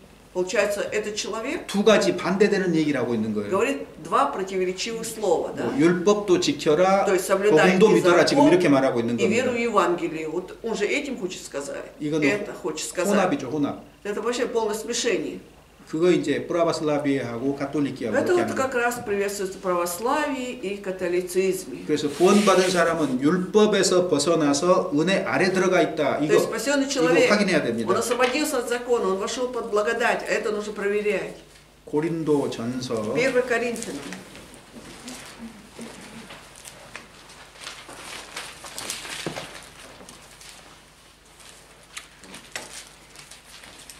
(9장입니다) 9 глава, 먼저 20절 한번 읽어보죠.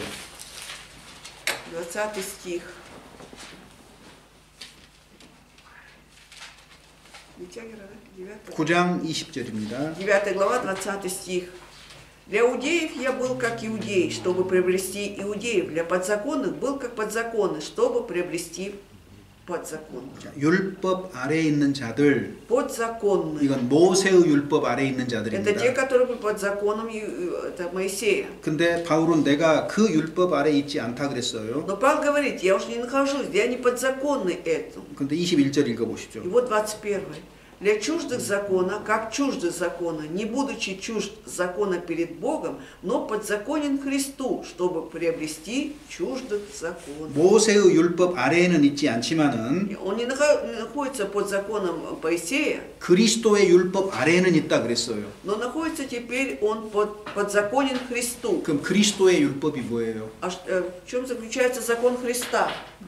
율법의 핵심이 뭐예요? 하나님을 사랑하고 내 이웃을 Суть же 사랑하라는 закона. 거잖아요. Возлюби Бога и возлюби ближнего. 이게 своего 사랑의 себя. 법입니다. Это 사랑의 закон 법. любви, да? 이게 на самом деле? 은혜의 법이에요. Это закон благодати. 그래서 주님의 예수 그리스도의 법 아래로 들어가 있다는 걸 알아야 돼요. И поэтому мы должны знать, что мы подзаконны уже Христу. 법 아래에 있다는 말이 무슨 말이에요? Подзаконен, что означает? 우리 러시아 사람들은 러시아 법 아래에 있죠? Россияне, они живут по закону Российской Федерации. 그 말이 무슨 Это 말이에요? о чем говорит? 러시아 법을 지켜야 된다는 Что 얘기잖아요. он обязан соблюдать эти законы. 근데 그리스도의 율법 아래 있다 그 말은 뭐예요? Но вот подзаконен Христу, что 그리스도의 означает? 율법을 지켜야 된다 그 Ты 말이에요. должен соблюдать закон Иисуса Христа, 모세의 율법 아닙니다. не закона 그럼 Моисея. 그리스도의 율법은 뭐냐? Поэтому закон Христа, 사랑하라는 거 Это 사랑. любовь, 그래서 это 사랑 любить. 아래로 들어가 있어야 ты 되는 거예요. должен войти под любовь Христа. 그리고 Любить. 이것이 사랑이라는 것이 도대체 뭐냐 그랬을 И 때 когда вас спросят, что такое любовь тогда? 그리고 사랑은 생활 속에서 어떤 모습으로 나타나냐 И 그랬을 как 때 проявляется эта любовь в твоей жизни? 그 어디가 있어요? То есть где это есть это место? 서신서 전체예요. 서신서 Это все 전체. послания апостольские. 서신전 전체 이것은 하고 저것은 하지 말라 Все 그랬잖아요. 이런 거 послания 있잖아요. учат да, нас, что делать, что не делать. 이것이 사랑이 우리의 삶 속에서 나타내는 모습인 거예요. Вот таким образом любовь проявляется в нашей жизни. 이렇게 이해를 해야 Вот 됩니다. так нужно понимать. 이해되셨죠? Вы поняли, да? 그런데 모세의 율법 아래 있으면 종살이. Но когда будем под закону Моисеева, это рабская жизнь. 근데 우리는 А мы, 그리스도의 율법 아래 있으니까 поскольку мы под закону Христу, 이건 под Его 종살이가 закону, 아니고 아들로서 사는 거예요. мы уже 아들로서. живем не как рабы, а как сыны, дети Божьи. 이해되셨죠? Вы поняли? 그래서 우리는 그리스도의 율법 아래에 있다. 이거 알아야 Поэтому помни, 됩니다. что мы подзаконны Христу. 10계명은 우리한테 아무런 권리 10 주장을 못합니다. заповедей да, 거듭난 не имеет 사람에게는. права, да, у рожденных свыше 근데 людей что-то требовать. 율법에 대한 이해가 율법에 대해서 잘못 이해를 Но 하니까 когда люди неправильно понимают насчет законов, 그러니까 엉뚱한 얘기가 되는 поэтому 거고 совершенно 복음과 несоразно 반대되는 얘기를 딱 하는 거예요. говорят совершенно противоречивые 그러니까 благой вести. 뭐라 그냥 복음도 믿어야 되고 Поэтому в итоге что говорят? Что ты веруй в Евангелие, 그다음에 뭐 이- 10계명도 지켜야 и 되고 10 заповедей соблюдай. 이것이 겨울하고 여름이 같이 있을 수 А 있습니까? может зима с летом могут сосуществовать вместе? 그런 얘기를 하고 있는 Но 거예요. на самом деле об этом и говорят. 지금은 여름이고 겨울이야 말이 됩니까? Можно сейчас сказать, что сейчас лето и зима? 그 말이 안 Но это 되잖아요. несуразно. 그런 실수를 범하고 있는 Вот 겁니다. такую ошибку совершают 그래서 некоторые. 로마서 3장에 Поэтому к Римлянам 3 главе. 과거에는 율법에서 난 의가 있었다. Раньше была праведность от закона, 근데 раньше. 이제는요. А теперь ныне 하나님께로부터 난 의를 믿어야만 되는 ты 것이다 должен 이렇게 얘기하는 веровать 거잖아요. праведности от Бога.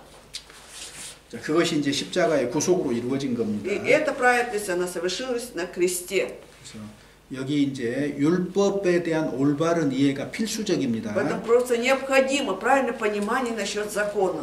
그 다음에 여기 아까 말한 것 중에 한 가지 성경 한번 확인 한번 해봅시다. Так, еще одно место найдем, утвердимся.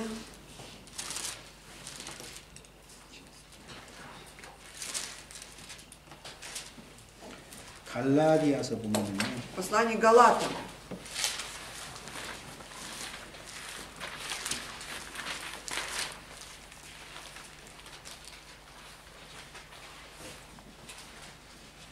갈라디아서 5장 16절입니다. 5 глава, 16 стих, страница 233. «Я говорю, поступайте по духу, и вы не будете исполнять вожделение плоти». 자, 너희는 성령을 쫓아 행하라. Поступайте по духу, 그러면 육체의 욕심을 и вы не 이루지 будете 아니하리라 тогда 그랬잖아요. исполнять вожделение плоти. 어떤 사람은 자기가 구원받으면 아무 욕심도 없고 자기는 뭐 다 기쁘고 이렇게 Кто-то 말한다고 говорит, 하는데 да, что вот как только получил спасение, все, у него нет никаких желаний плоти, 여기 да? 보면은 육체의 욕심을 이루지 않는다고 А 했어요. тут написано, и вы не будете исполнять 보세요. вожделение плоти. 육체의 욕심이 올라오지 않는다 그 말 아니잖아요. Здесь же не говорится о том, что вообще у тебя не будет вожделения плоти. 자, 나는 그리스도인이에요. Вот смотрите, я христианин, 돈 보면은 когда увижу деньги, 돈 욕심 올라와요, 안 올라와요? появляется у меня вот эта алчность с деньгами или нет? 올라와요. Появляется. 돈 보면 돈 욕심 올라온다니까요. Хочется взять эти деньги, почему бы нет, когда деньги 근데 появились? 옳지 않은 돈이면 내가 안 Но я 갖잖아요. знаю, что если это неправильные деньги, да, 그 незаконные, 욕심이 я не возьму. 올라오지만은 욕심대로 이루질 않는 거예요. То есть вот это вот появляется вожделение желание, но я не исполняю, не притворяю на деле. 그래서 Поэтому, 욕심이 안 올라온다고 말한 것이 아닙니다. поэтому нельзя говорить, что у тебя вообще нет вожделения плоти. 아니 백화점에 갔는데 옷이 예쁜 옷이 있으면 사고 싶은 마음이 올라오잖아요. Это же естественно хочется купить, да, вот приятную вещь, привлекает который, допустим, в магазине увидел, 근데 나는 그리스도인이니까 а то, что я христианин, 너무 값비싼 옷 합당하지 않아요. я понимаю, что слишком дорогая вот эта вещь, она как бы не подходит мне. 그러니까 그 절제하는 거잖아요. Поэтому 그러니까 воздерживаюсь. 육체의 욕심이 이루어지지 않는 И 거잖아요. тогда я не исполняю вожделение 이렇게 плоти. 실질적인 То 거예요. есть вот это практически, да, 근데 можно исполнять. 그런데 이런 거 다 Но 무시하고 когда все это игнорируется, 자기는 구원받았으니까 육체의 욕심이 하나도 안 у меня вот я же рожденный свыше, у меня вообще никогда не бывает вожделение плоти, говорят. 부모가 죽어도 안 슬프대요. 자기는 Даже когда родители 구원받았으니까. умерли, я не печалюсь, поскольку я же спасен. 미친 사람이잖아요. Это безрассудство. 아니, 부모가 죽었는데 왜 안 Родители ушли. 슬퍼요? Как это не печалиться? 슬퍼요. Ты печалишься. 그러지만 그것이 전부가 아니라는 걸 Но 우리가 тем не 알기 менее, 때문에 мы же 위로가 되는 знаем, да, что 거잖아요. это еще не все, поэтому если они ушли в Царство Небесное, для нас 그래서 утешение. 그리스도인의 삶이라는 것은 매우 실제적인 겁니다. Поэтому жизнь христианская, она очень 그리고 практическая. 얼마든지 실제적인 것도 우리가 교제할 수 있는 И 거예요. насчет этого практического можем общаться сколько угодно. 그래서 여기 마지막 И 부분에서는 вот в последней части 유대인의 핍박이 잘 드러나 гонения, 있고 вот эти иудеи, очень хорошо Павел описывает. 그리스도인과 유대인 사이에 율법에 대한 오해가 있었다. И вот между 차이가 생긴다는 христианами и 거예요. иудеями была разница, да, понимание насчет закона. 그리고 나머지 내용은 뭐 읽은 대로니까 Остальное содержание, как прочитали. 그렇게 이해하시면 될 것 같습니다. Надеюсь, вам будет понятно. 다음 시간에 22장 할게요. В следующий раз мы будем разбирать с 22 главы. 질문 있으신가요? Если у вас появились вдруг вопросы сейчас, 네, 없으시면 기도하고 끝내겠습니다. давайте завершим молитвы. 하나님 감사합니다. Господь Бог, благодарим Тебя. 하나님의 말씀을 올바로 이해하고 그 말씀에 순종하는 삶을 살아가도록 은혜 베풀어 Дай нам, 주시옵소서. Господь, всегда Твоя благодать, чтобы мы могли правильно понимать Твои слова и жили, соблюдая их. 저희가 성경을 읽거나 함께 공부하거나 설교를 들을 때에 거짓된 가르침이 마음속에 들어오지 아니하도록 또한 Храни нас, 지켜주시옵소서. Господь, от всякого лжеучения, когда мы сами читаем Библию, либо изучаем это слово, либо слушаем проповеди. 주님 다시 만나는 그날까지 오직 주님의 영광을 위해서 살아가도록 인도하여 Веди нас, 주시옵소서. Господь, этой жизни, чтобы мы до дня встречи с Тобой жили только прославляя Тебя. 주 예수님의 Во имя 이름으로 Господа 기도드립니다. Иисуса Христа возносим эту молитву. Аминь.